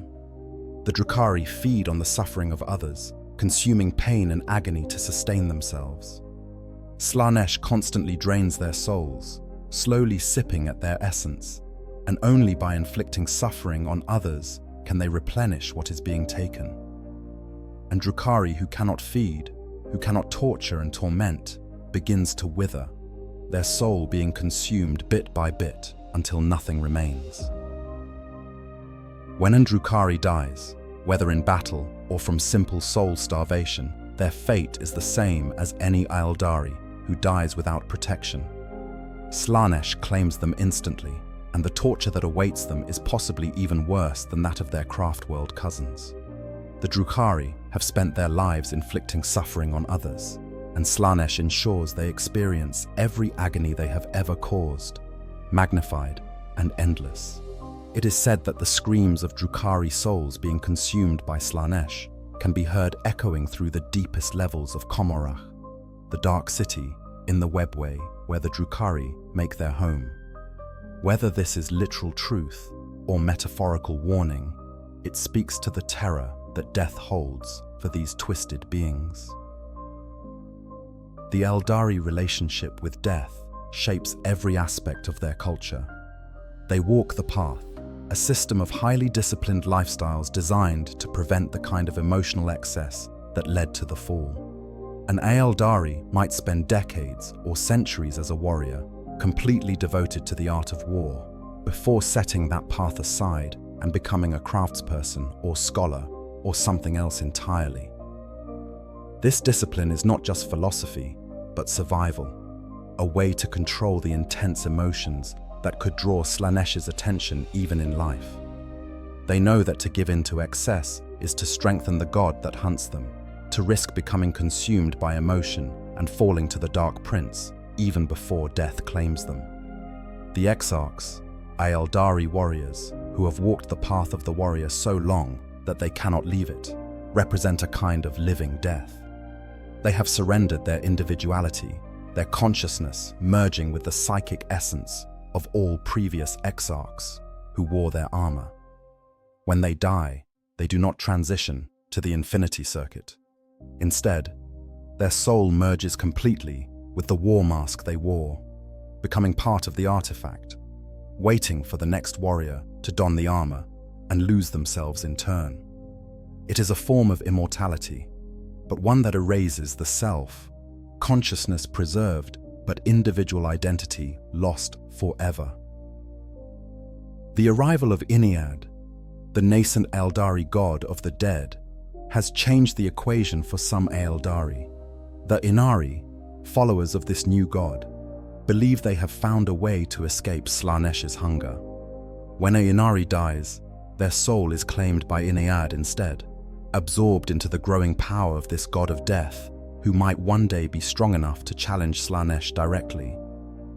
For these Eldari, death becomes an offering to their god, Esium, sacrifice, that strengthens Inead and brings the species one step closer to potential salvation.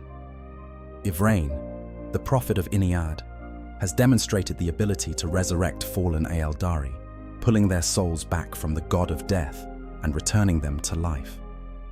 This suggests possibilities that have not existed for the Aeldari in 10,000 years. But for the vast majority of Aeldari, death remains the ultimate terror. They live their lives in the shadow of Slaanesh's hunger, knowing that a single moment of carelessness, a single failed spirit stone, a single instant where their soul is exposed, could result in a fate worse than anything else the galaxy has to offer. They fight harder than other species, not out of courage, but out of desperate fear, knowing that defeat does not simply mean death, but eternal suffering. They recover the spirit stones of fallen comrades with fanatical devotion, launching raids deep into enemy territory to retrieve the stones of warriors who fell in battle, because to leave a soul in enemy hands is to potentially condemn it to Slaanesh if the stone is destroyed. The Aeldari Farseers, powerful psychers who can see potential futures, know their own deaths years or decades in advance. They see the moment of their ending, the circumstances that will claim them, and they carry this knowledge with them always.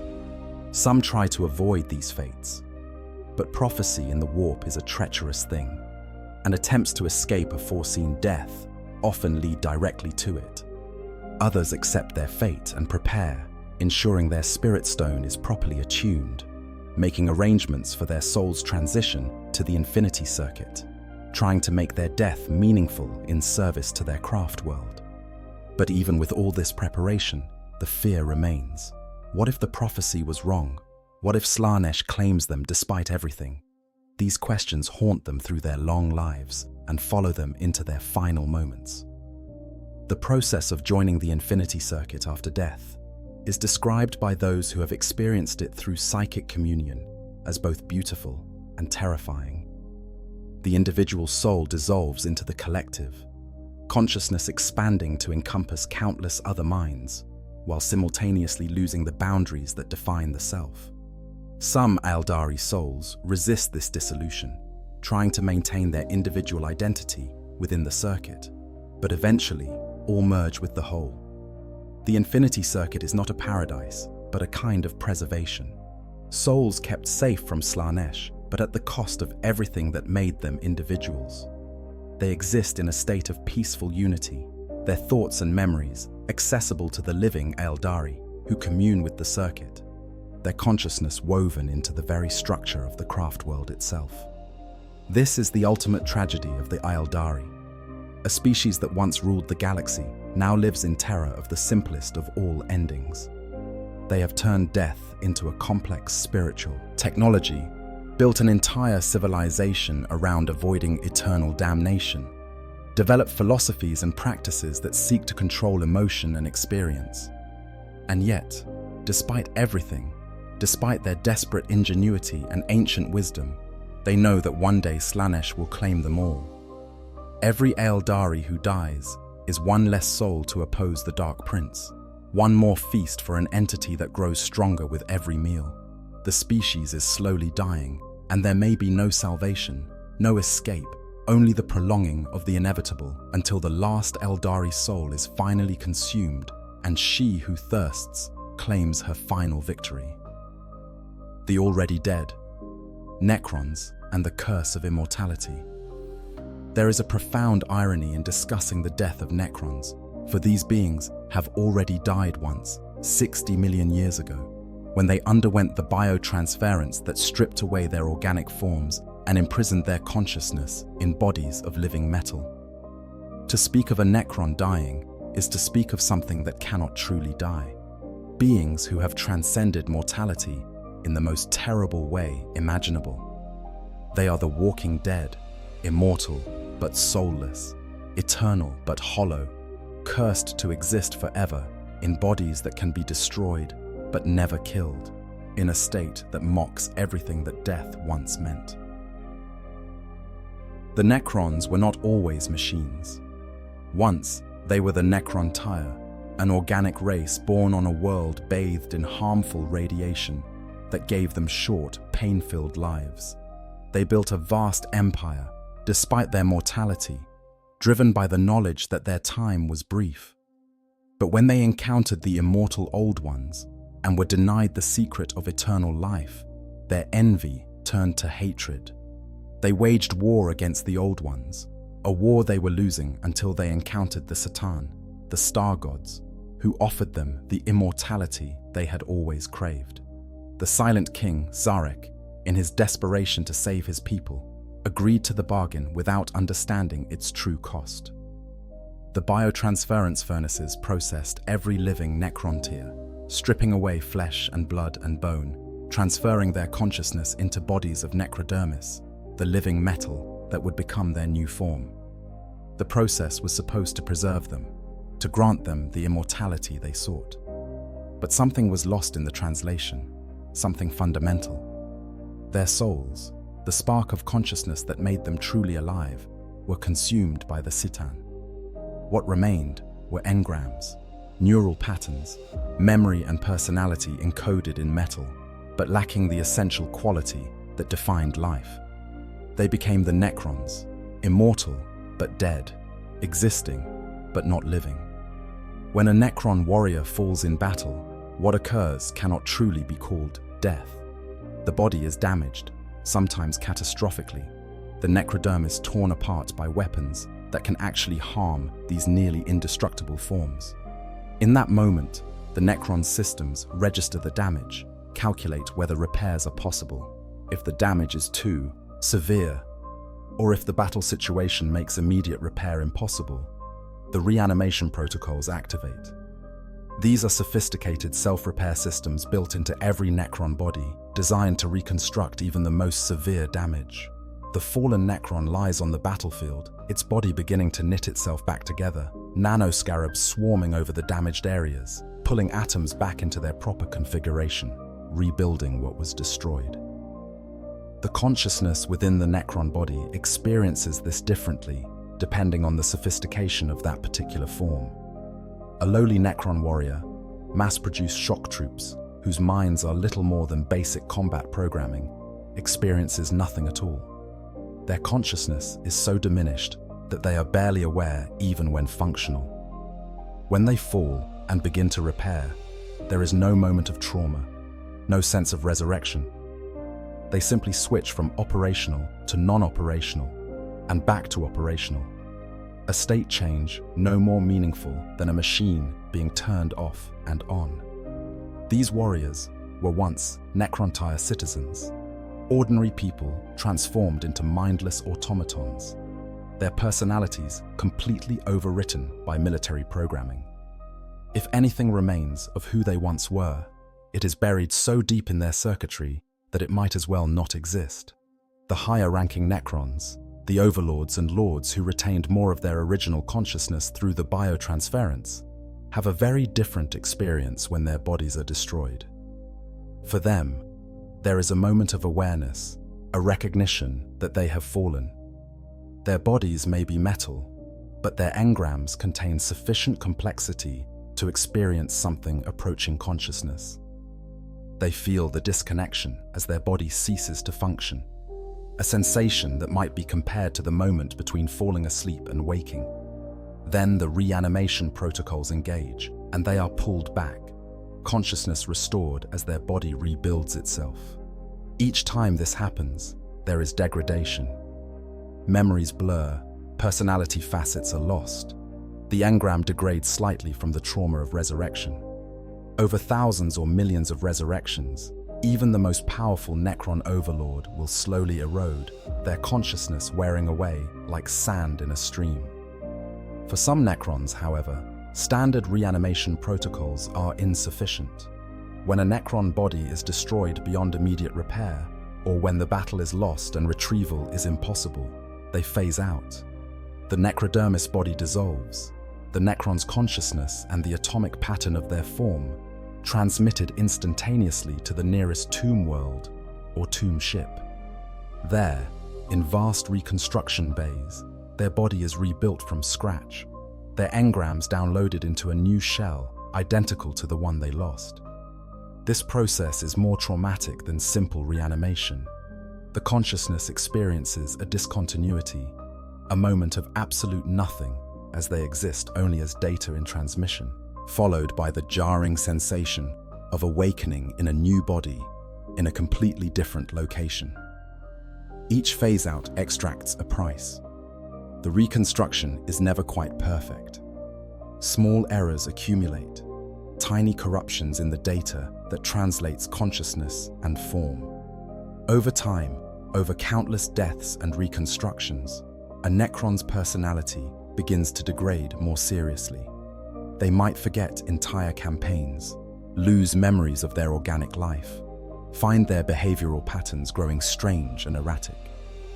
Some Necrons who have phased out thousands of times become little more than automatons themselves, their once brilliant minds reduced to repetitive loops and basic responses.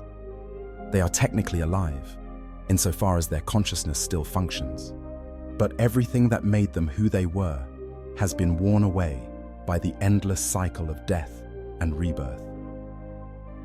The truly ancient Necrons, those who have survived since the biotransference 60 million years ago, carry the weight of their accumulated resurrections like scars on their consciousness. The Pharaon Imhotep, the Stormlord, one of the most powerful Necron rulers, maintains his clarity of mind through sheer force of will and sophisticated maintenance by his cryptex. But even he knows that every death brings him closer to the final degradation. Trazyn the Infinite, the self-styled collector and archivist, has become obsessed with preserving things from loss because he understands intimately what it means to lose oneself slowly over eons. Each resurrection is a reminder that his time is finite, that eventually even his engrams will degrade beyond recovery. What makes the Necron relationship with death particularly tragic is that they sought immortality and achieved something that is neither life nor death, but a cruel mockery of both. They cannot die, but neither can they live. They have no souls. The essence that animated them consumed by the Satan during biotransference, which means they exist in a state of spiritual oblivion. When humans die, their souls enter the warp, facing whatever fate awaits them there. When Eldar die, their souls are hunted by Slanesh. But when a Necron is finally truly destroyed, when their engrams are corrupted beyond recovery, or their tomb world is obliterated, there is simply nothing. They cease to exist in every meaningful sense, consciousness extinguished without any possibility of continuity. They lived for millions of years, but when they end, it is as if they never existed at all. The Destroyer cults represent a twisted response to the Necron curse. These Necrons have descended into nihilistic madness, obsessed with exterminating all organic life. Their minds, degraded by countless resurrections and the fundamental wrongness of their existence, have latched onto destruction as the only thing that has meaning. When a destroyer falls, they are reborn, just like any other Necron, but their madness persists and deepens. Each resurrection strengthens their conviction that all life must be eliminated, that the galaxy must be scoured clean of the organic mockery that dares to exist while they are trapped in unliving metal. They are dead in every way that matters, consciousness preserved only by technology, driven by an impulse to share their state of non-existence with everything that still has the audacity to be alive. There are certain conditions under which Necrons can experience true death, a final ending without resurrection. Worlds with bizarre quantum properties or intense gravitational anomalies can prevent phase-out protocols from functioning, trapping Necrons who fall there in their destroyed bodies. The Awakened Council, a gathering of the most powerful Necron overlords, has the ability to block a Necron's reanimation protocols as punishment, effectively rendering them mortal. For Necrons who have committed crimes against their dynasty, this forced mortality is a death sentence. They know that the next time they fall will be the last, that there will be no reconstruction, no return. Some see this as the ultimate punishment, while others view it as a mercy. a chance to finally escape the curse of endless existence. The few Necrons who remember their time as flesh and blood speak of the biotransference with undisguised horror. They remember having souls, remember feeling true emotion instead of the pale shadows their engrams can produce, remember tasting food and feeling the warmth of their dying sun, and experiencing the countless small joys that come with organic existence. The Silent King himself, Zarek, regrets the bargain he made more deeply than any Necron, for he led his entire species to this fate. His quest to find a way to reverse biotransference, to restore the Necrons to organic life, drives many of his actions. But 60 million years of searching have yielded no solution, and he begins to suspect that what was lost can never be recovered. When a Necron cryptech works to repair a fallen noble's engrams, they sometimes discover fragmentary memories from before the biotransference. These are rare, most such memories long since lost to time and degradation. But occasionally, they find preserved moments. A Necron tire looking up at the stars and dreaming of eternity. A family gathering on some ancient festival day. The pain of radiation sickness that defined Necron tire existence. These memories are treasured, stored in the most secure data vaults, studied by those who seek understanding of what was sacrificed for immortality. They are proof that the Necrons were once truly alive, and that what they have now is a poor substitute for the existence they gave up. The Necron relationship with other species is partially shaped by their inability to truly die. They do not fear death the way mortals do because death has already claimed them. When they fight, they do so knowing that defeat is temporary, that their bodies can be rebuilt, that they have all of eternity to achieve their objectives. This makes them patient in ways that mortal species cannot match. A Necron overlord will gladly sacrifice thousands of warriors in a battle, knowing they can all be reconstructed, their losses merely temporary inconvenience rather than permanent tragedy. Yet this lack of stakes also makes Necron existence hollow. Without the possibility of death, without the urgency that mortality brings, many Necrons find existence becoming meaningless. They go through the motions of war and politics. They pursue their dynasty's objectives, but there is an emptiness at the core of their being. They are eternal, but that eternity stretches before them as an endless succession of moments, none of which carry the weight that they once did, when life was finite and precious. This existential hollowness drives many Necrons to obsession. Trazeen with his collecting, Orican with his prophecies, Xerus with his experiments in biotransference. They pursue these obsessions not because they bring joy, but because they provide structure, purpose, something to fill the infinite empty years.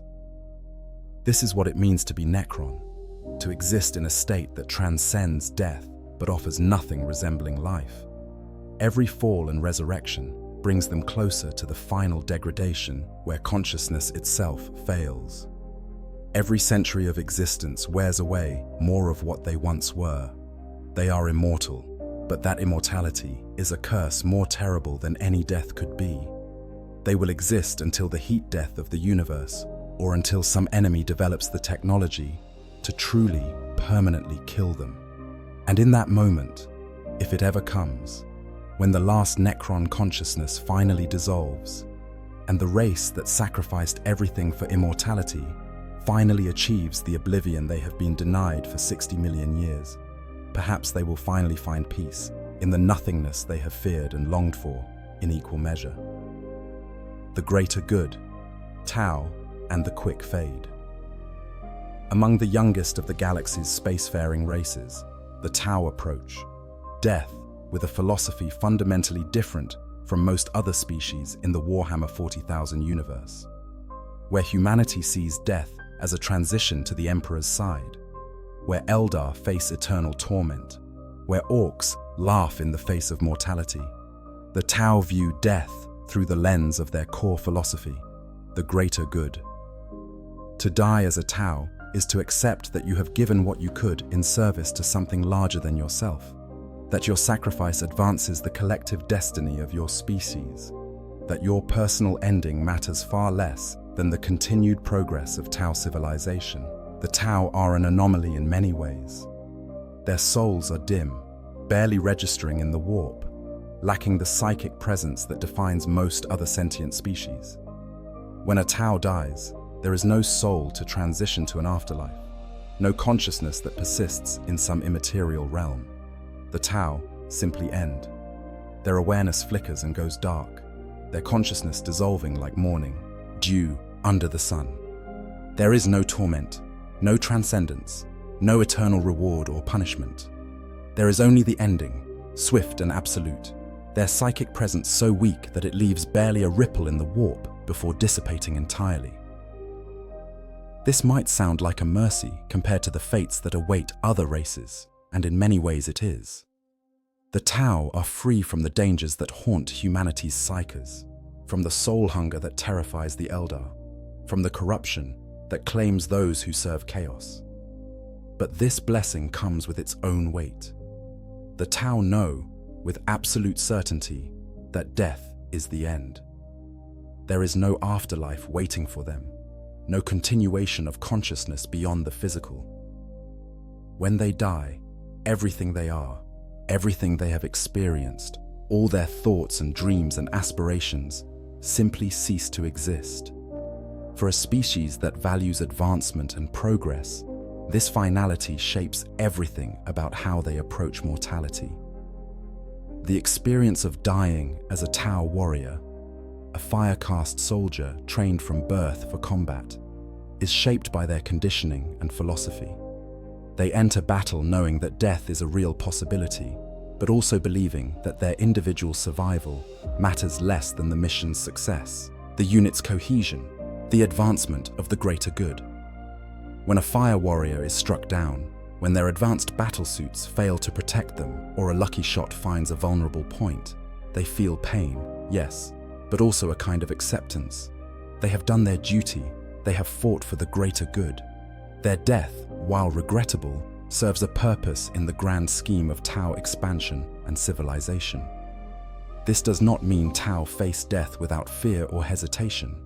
They are not emotionless automatons. They feel the terror of imminent death, the pain of wounds, the desperate desire to survive. But their philosophical framework gives them a way to contextualize these feelings, to move beyond personal fear and focus on larger objectives. Tau commanders are trained to make decisions that might cost lives, including their own, if those decisions advance tactical goals. Fire warriors learn to accept casualties as part of warfare, to honor their fallen comrades, but not let grief paralyze them in the moment. This pragmatic approach to death is both their strength and their limitation. In the final moments, as a Tau's life ebbs away, their thoughts often turn to their cadre, the military unit that has become their family. Tau society is highly communal, with individuals defined largely by their role in the collective. A fire warrior's identity is built around their service, their comrades, their contribution to the greater good. As death approaches, they might think of their chasseur, their squad leader, hoping their death will not endanger the mission.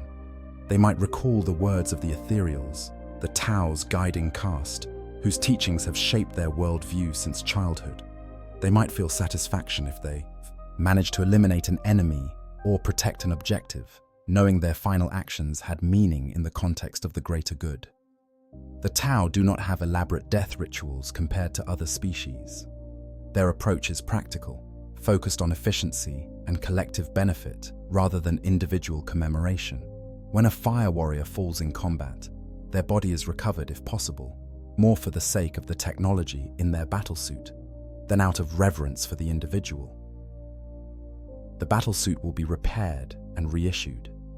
Personal effects might be sent to the warrior's sept, their homeworld, where family members can mourn privately. But there are no grand funerals, no monuments to individual heroes. The Tau honor the concept of sacrifice for the greater good, but they do not dwell on specific deaths in ways that might distract from ongoing objectives. This approach troubles some alien observers who interact with the Tau. Humans, even in the grim darkness of the 41st millennium, maintain at least the concept that individual lives have value, that deaths should be mourned, that soldiers who fall deserve recognition. The Tau seem, to outside eyes, almost callous in how quickly they move past casualties. But from the Tau perspective, this is simply practical. Dwelling on death does not serve the greater good. The living must focus on advancing Tau civilization, not on lamenting those who have already given what they could give. The ethereals, the mysterious ruling caste of Tau society, shape how the Tau understand death through their teachings. They preach that every Tau has a role to play in the advancement of their species, and that death in service to that role is the natural conclusion of a life well lived. They emphasize collective achievement over individual glory, teaching that a Tau should seek not to be remembered as a hero, but to contribute to victories that will be remembered. This philosophy helps maintain cohesion in Tau society, prevents the kind of glory-seeking that might lead to tactical errors, and ensures that Tau warriors fight for objectives rather than personal gain. But the ethereal's influence over the Tau is not just philosophical. There is evidence, though the Tau themselves either don't know or won't acknowledge it, that the ethereals possess some form of chemical or pheromonal control over the other castes. Tau in the presence of an ethereal show unusual levels of calm and obedience, their fear and doubt suppressed by something beyond mere leadership charisma. When an ethereal commands a Tau to face death, that Tau will often comply with an enthusiasm that seems unnatural. This raises disturbing questions about how much of the Tau's acceptance of death for the greater good is genuine philosophy and how much is biological manipulation. When an ethereal dies, the response from surrounding Tau is dramatic and visceral. Fire warriors who lose their ethereal in battle often fight with reckless abandon, throwing themselves at the enemy in suicidal attacks. Water caste diplomats who learn of their ethereal's death might fall into deep depression or irrational fury. This extreme reaction suggests that the bond between ethereals and other Tau goes beyond normal hierarchy, that there is something fundamental about an ethereal's presence that shapes the psychological state of other castes. The death of an ethereal is not just the loss of a leader, but the severing of a connection that the Tau might not fully understand themselves. The Tau's weak presence in the warp is both blessing and curse. It protects them from the predations of chaos, which struggles to corrupt beings with such dim psychic signatures. When chaos sorcerers attempt to manipulate Tau or possess them, they find little to work with, souls so small and insignificant that they barely register as targets. This has allowed the Tau to expand across space, relatively unburdened by the spiritual dangers that plague other species. They can traverse the warp using their own technology, suffering fewer mishaps than Imperial ships. They face demons with minimal risk of corruption, their weak souls providing no handhold for warp entities seeking entrance to reality.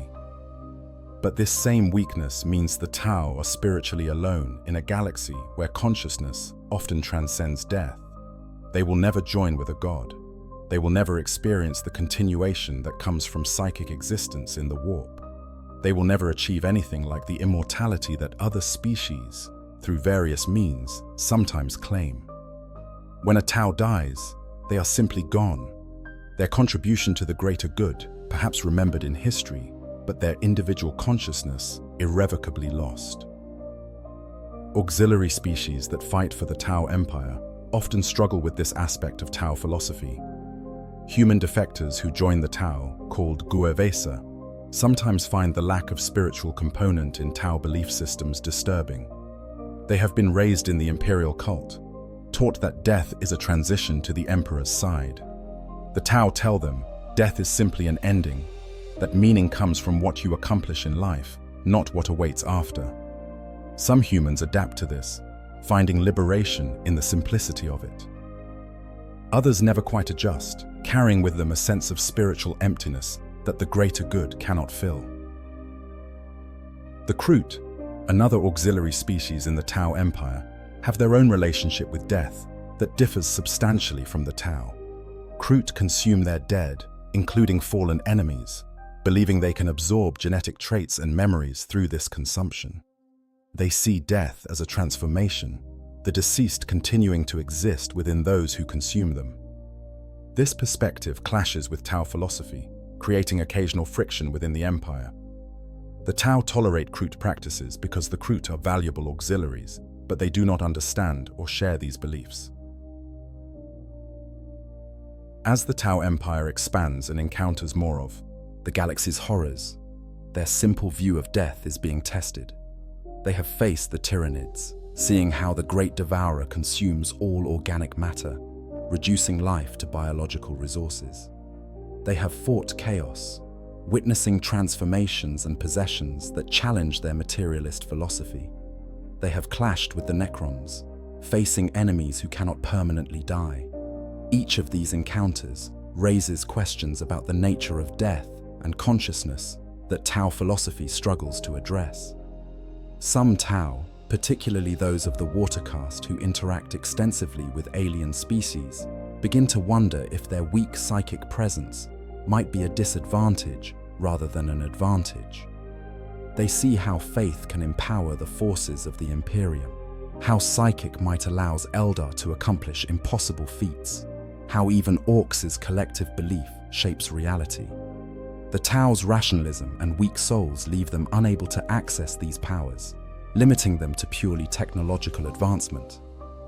In a galaxy where belief and consciousness can literally reshape reality, being trapped in pure materialism might be a fatal weakness.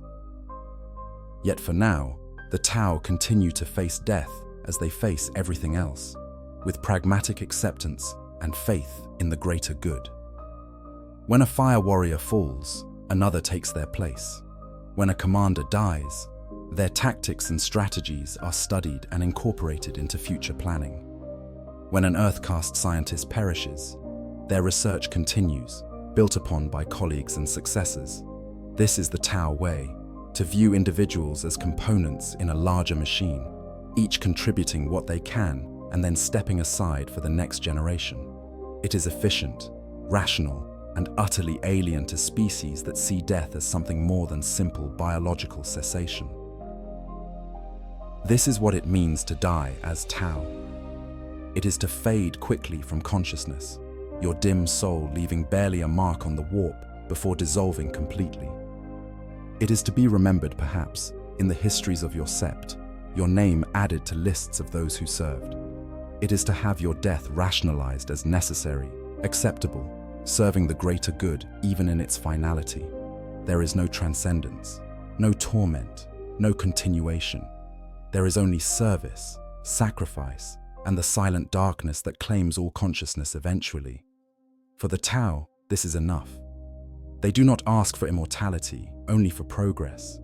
And in their end, they hope they have contributed to that forward momentum, even if they will never see where it ultimately leads. Closing thoughts, remembering to like and subscribe. As we reach the end of this journey through the countless ways beings face death in the Warhammer 40,000 universe, we are left with a sobering picture of a galaxy where mortality means different things to different species, where death can be anything from simple oblivion to eternal torment, from temporary inconvenience to final transcendence. From the Space Marines who die believing their souls will serve the Emperor eternally, to the Imperial Guard who die in their billions with no certainty of anything beyond the ending, to the Chaos Marines who trade temporary death for possible immortality at terrible cost, to the Orcs who face death with laughter, knowing they'll just come back for more fighting, to the Tyranids for whom individual death is meaningless in the face of the hive mind's immortality, to the Eldar who live in terror of what awaits them after death, to the Necrons who have already died once and cannot truly die again, to the Tau who fade quickly into nothingness. Each faction faces the end in ways that reflect their nature, their beliefs, their curse, or their blessing.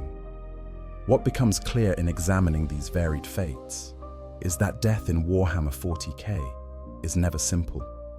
It is laden with spiritual significance, technological manipulation, biological imperatives, and existential horror. The galaxy is a place where the dead rarely rest easy, where souls become currency for dark gods, where consciousness can be preserved in forms both blessed and cursed, where the line between living and dead has been blurred beyond all recognition. It is a universe where death is the only certainty, but where that certainty manifests in countless different ways, each more terrible or transcendent than simple cessation could ever be. If you've made it this far, thank you for joining me on this comprehensive exploration of mortality in the 41st millennium. This is the kind of in-depth lore analysis that we create regularly on this channel, diving deep into the grimdark universe to explore the aspects that make Warhammer 40,000 such a rich and complex setting. If you enjoyed this deep dive into how every faction experiences death, please consider liking this video and subscribing to the channel.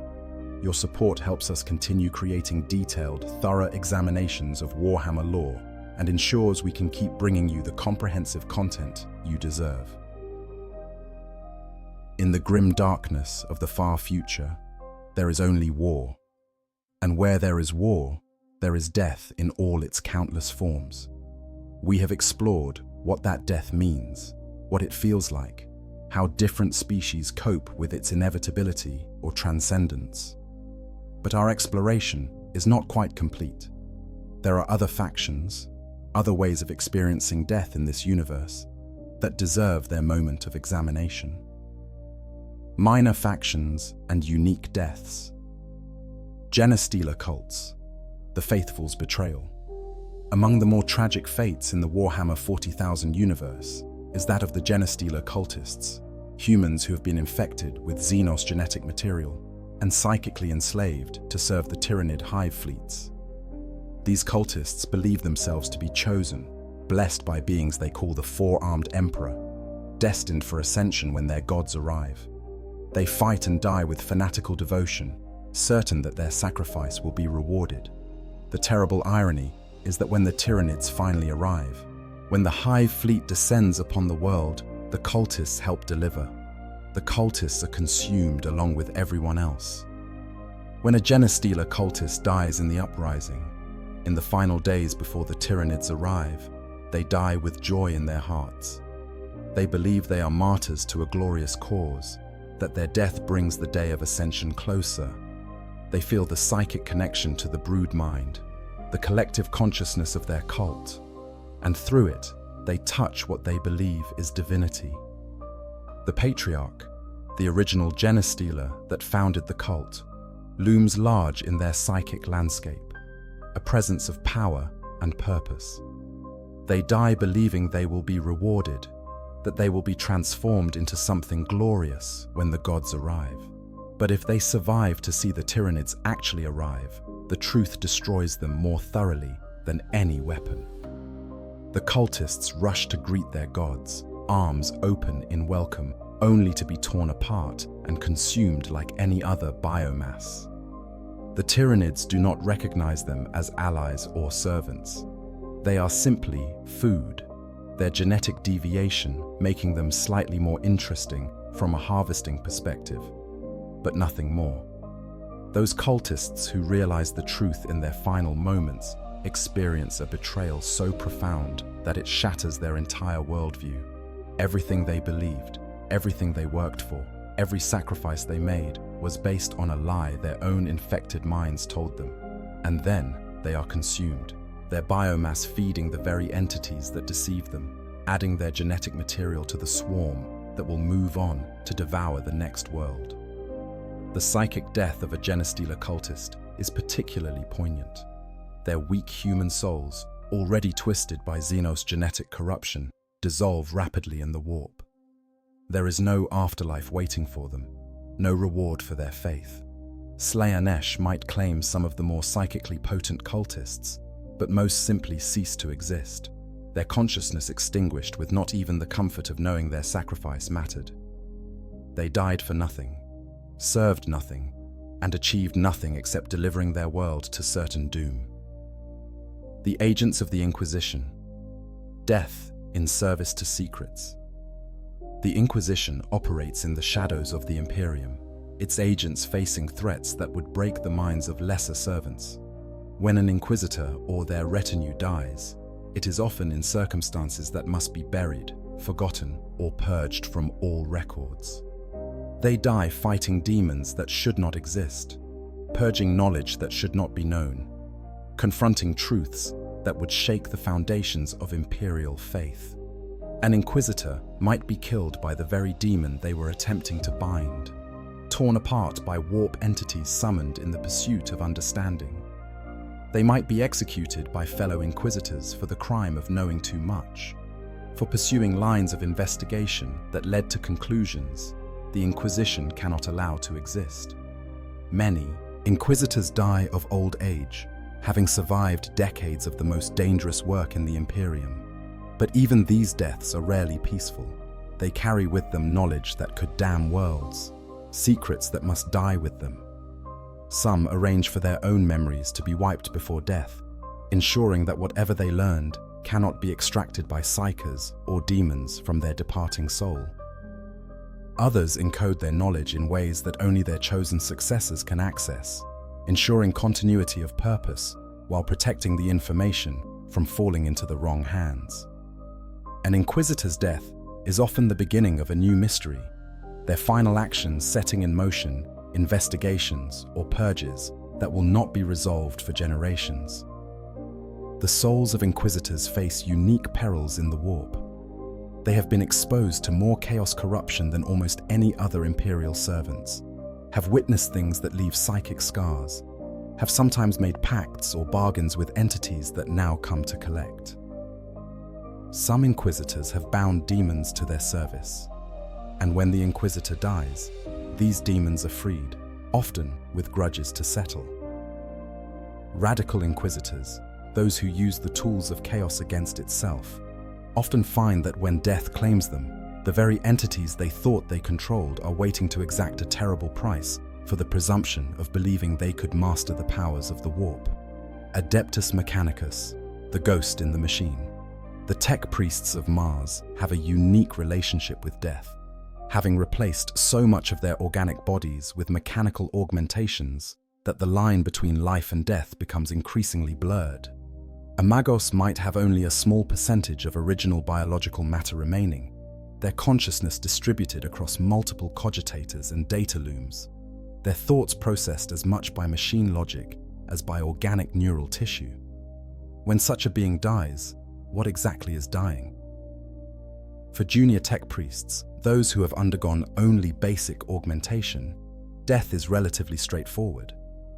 Their organic components fail, and despite the life-extending properties of their mechanical parts, consciousness fades as the biological brain ceases function. But they have often backed up aspects of their consciousness into their implants, creating copies of their knowledge and personality that can be retrieved after death. These copies are not truly them, not in the sense of continuous consciousness, but they allow a kind of intellectual immortality, their discoveries and thoughts preserved long after the original dies. Senior magi, however, exist in states that challenge conventional definitions of life.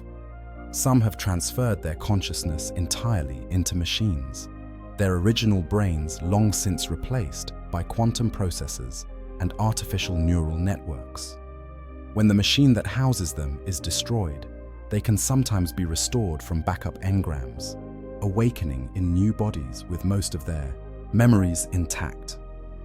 But each restoration degrades the pattern slightly, introducing errors, losing nuance and detail. Eventually, after multiple deaths and restorations, the magos become something that is neither living nor dead, a consciousness that has been copied and restored so many times that it has become a caricature of its original self. The most revered tech priests achieve a form of immortality by being integrated into the machine spirits of Mars's most sacred devices. Their consciousness merges with ancient cogitators, becoming part of the Omnissiah's divine machinery.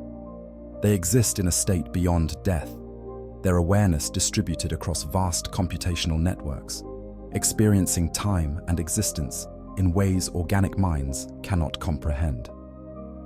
Whether this constitutes true consciousness or simply sophisticated data processing is a question that the Mechanicus does not ask, for to doubt the sacred nature of the machine is heresy of the highest order. Imperial knights and Titan pilots, bonded until death. The noble pilots of Imperial knights exist in a unique symbiosis with their massive war machines. The throne mechanicum, through which they control their knights, forms a psychic bond between pilot and machine, a connection that grows stronger with each battle fought. This bond is inheritance, passed down through noble bloodlines, each new pilot adding their experiences to the collective consciousness stored in the knight's machine spirit. When a knight pilot dies, their personality, memories, and martial knowledge are absorbed into the throne mechanicum, becoming part of the Gestalt consciousness that guides future pilots. The moment of death for a knight pilot is experienced simultaneously by themselves and by every previous pilot whose essence resides in the throne. They feel the culmination of their lineage, the weight of their ancestors' experiences, and their own addition to this legacy. If they die well, fighting to the last, they join the honored dead, whose guidance will strengthen future generations. If they die poorly, fleeing or failing in their duty, their shame becomes part of the throne's consciousness, a stain that future pilots must overcome. There is no escape from this judgment, no way to hide failure, for the throne knows all, sees all, and preserves all within its mechanical memory. Titan pilots face an even stranger fate. The Princeps, who commands a Titan, is neurally hardwired into the war machine's systems, their consciousness interfacing directly with a machine spirit so powerful it possesses something approaching sentience. This connection is so deep that the Princeps and Titan can become dangerously merged, the pilot's personality bleeding into the machine, while the machine's aggressive, destructive impulses bleed back into the pilot. Many Princeps die as much from this gradual loss of self as from enemy weapons, their consciousness dissolving into the Titan systems until it becomes unclear where the human ends and the machine begins. When a Princeps dies, their consciousness often remains partially integrated with their Titan. Future pilots report hearing whispers, feeling the presence of previous Princeps in moments of combat, sensing guidance or warning from those who came before. The Collegia Titanica records numerous cases of Titans continuing to function briefly after their Princeps has been killed, the machine spirit carrying on the fight, guided by the echo of its fallen pilot. Whether these are true hauntings, sophisticated machine responses, or simply the final neural activity of dying brains is unknown. But the legends persist of Titans that refuse to accept new pilots after the death of their bonded Princeps. Machines that have become so merged with their human companions that they can no longer function without them. Chaos, demons, banishment, and reformation. Demons occupy a strange position in any discussion of death, for they are not truly alive in the way material beings understand life. They are fragments of their patron gods, entities of pure warp energy given form and purpose by the will of the chaos gods. When a demon is killed in the material realm, it is not destroyed, but banished, its essence pulled back into the warp to slowly reform over time. The experience of banishment is described by those who have witnessed it as a kind of unraveling, the demon's physical form dissolving as it is dragged back into the immaterium from whence it came. For lesser demons, the process of reformation is relatively quick, but entirely without memory. A bloodletter banished today might manifest again tomorrow, but it will have no recollection of its previous existence, no memory of how it was defeated. It is functionally a new entity, identical to the one that was banished, but without continuity of consciousness. Greater demons, however, possess enough independent will and consciousness that they remember their banishments. A bloodthirster defeated in battle carries that defeat with it back into the warp, the humiliation and rage fueling its desire for revenge when it eventually reforms and returns to real space. The true death of a demon, the permanent destruction of its essence, is extraordinarily rare. It requires weapons of incredible power, artifacts forged specifically for demon slaying, or the intervention of entities of comparable strength. When a demon is truly killed, its essence is scattered throughout the warp, unable to coalesce, effectively removing that particular fragment of the Chaos God from existence. The Chaos Gods barely notice these losses, for they can create new demons at will. But for the demon itself, this is oblivion absolute. There is no reformation, no return, no continuation. The fragment of consciousness that was briefly given independent form simply ceases to be. Some demons seek this true death, weary of their endless existence, tired of being banished and reformed in an eternal cycle of service to gods who view them as expendable tools. These demons might deliberately court destruction, seeking out the few forces capable of granting them oblivion. But the Chaos Gods rarely allow their servants such mercy, keeping even their most rebellious demons bound to the cycle of banishment and reformation. Servants eternal, in a way that makes mockery of the concept of free will, the nature of the warp and the fates of souls. To truly understand death in Warhammer 40,000, we must understand the warp, that roiling sea of psychic energy that underlies all of reality. The warp is not simply another dimension, though it functions as such. It is the realm of consciousness itself, a place where thought becomes reality, where emotion has form, where the collective psychic energy of every living thing in the material universe coalesces into something that defies natural law. When beings die, their consciousness, their psychic presence, enters the warp, and what happens next depends on countless variables. For most humans, death means dissolution. Their souls are weak, barely luminous sparks in the infinite darkness of the warp. Within moments of entering the Imperium, these souls are scattered, torn apart by the currents and tides of psychic energy, their consciousness dispersing until nothing remains that could be called the individual who died. This is, in its way, a mercy. It is oblivion, swift and complete, an ending that means the person truly ceases to exist.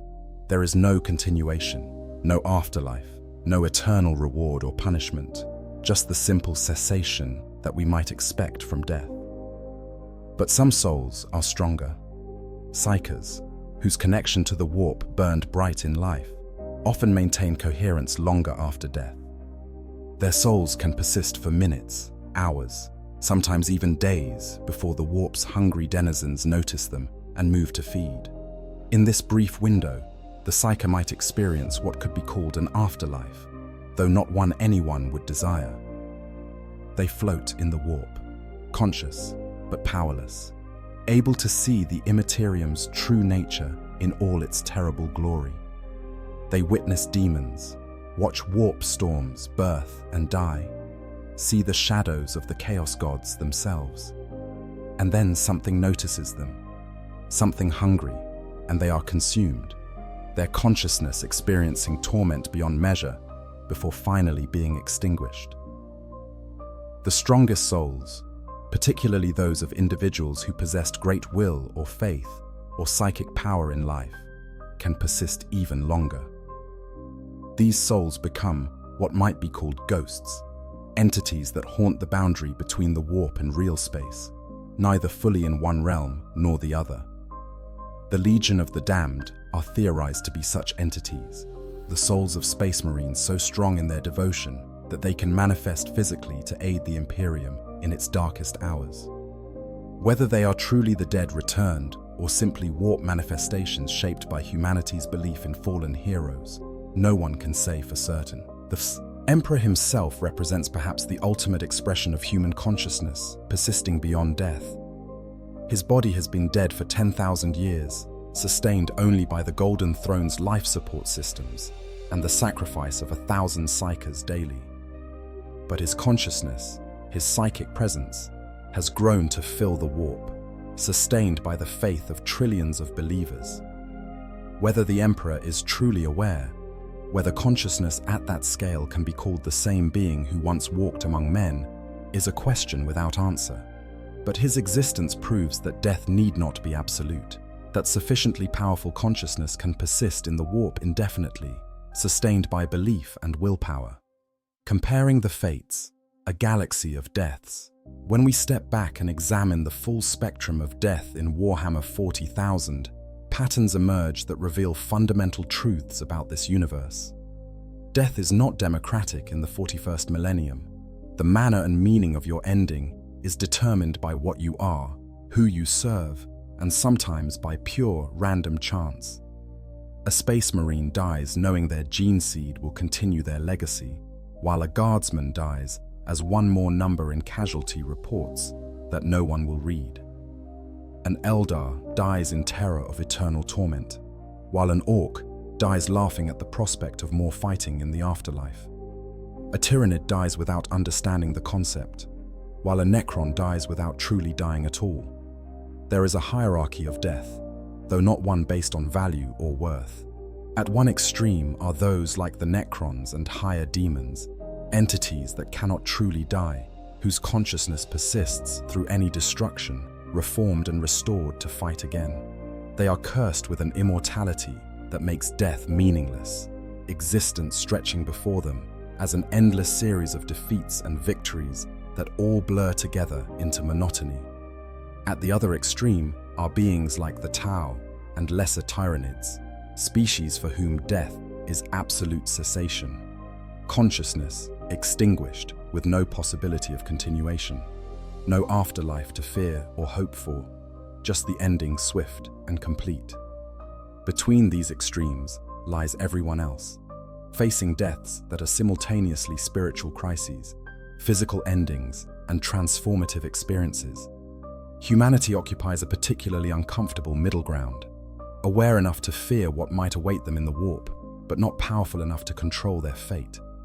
They die hoping the Emperor will protect their souls, knowing that for most, no such protection exists. They cling to faith because the alternative, accepting that death might mean eternal torment in the warp, is too terrible to contemplate, while still maintaining the will to fight. Final reflections on the grim darkness. What does all this tell us about Warhammer 40,000 as a universe? That death is perhaps the truest constant, more universal even than war. Every faction, every species, every individual consciousness must ultimately confront the ending of their existence in some form. But how they confront it, what it means to them, and what awaits them after varies so wildly that death itself becomes almost meaningless as a universal concept. The only true commonality is that death shapes the living, influences their choices, drives their actions. The Imperium's obsession with death, their elaborate funeral rites, and veneration of martyrs stems from desperate hope that death is not the end, that something of the person continues.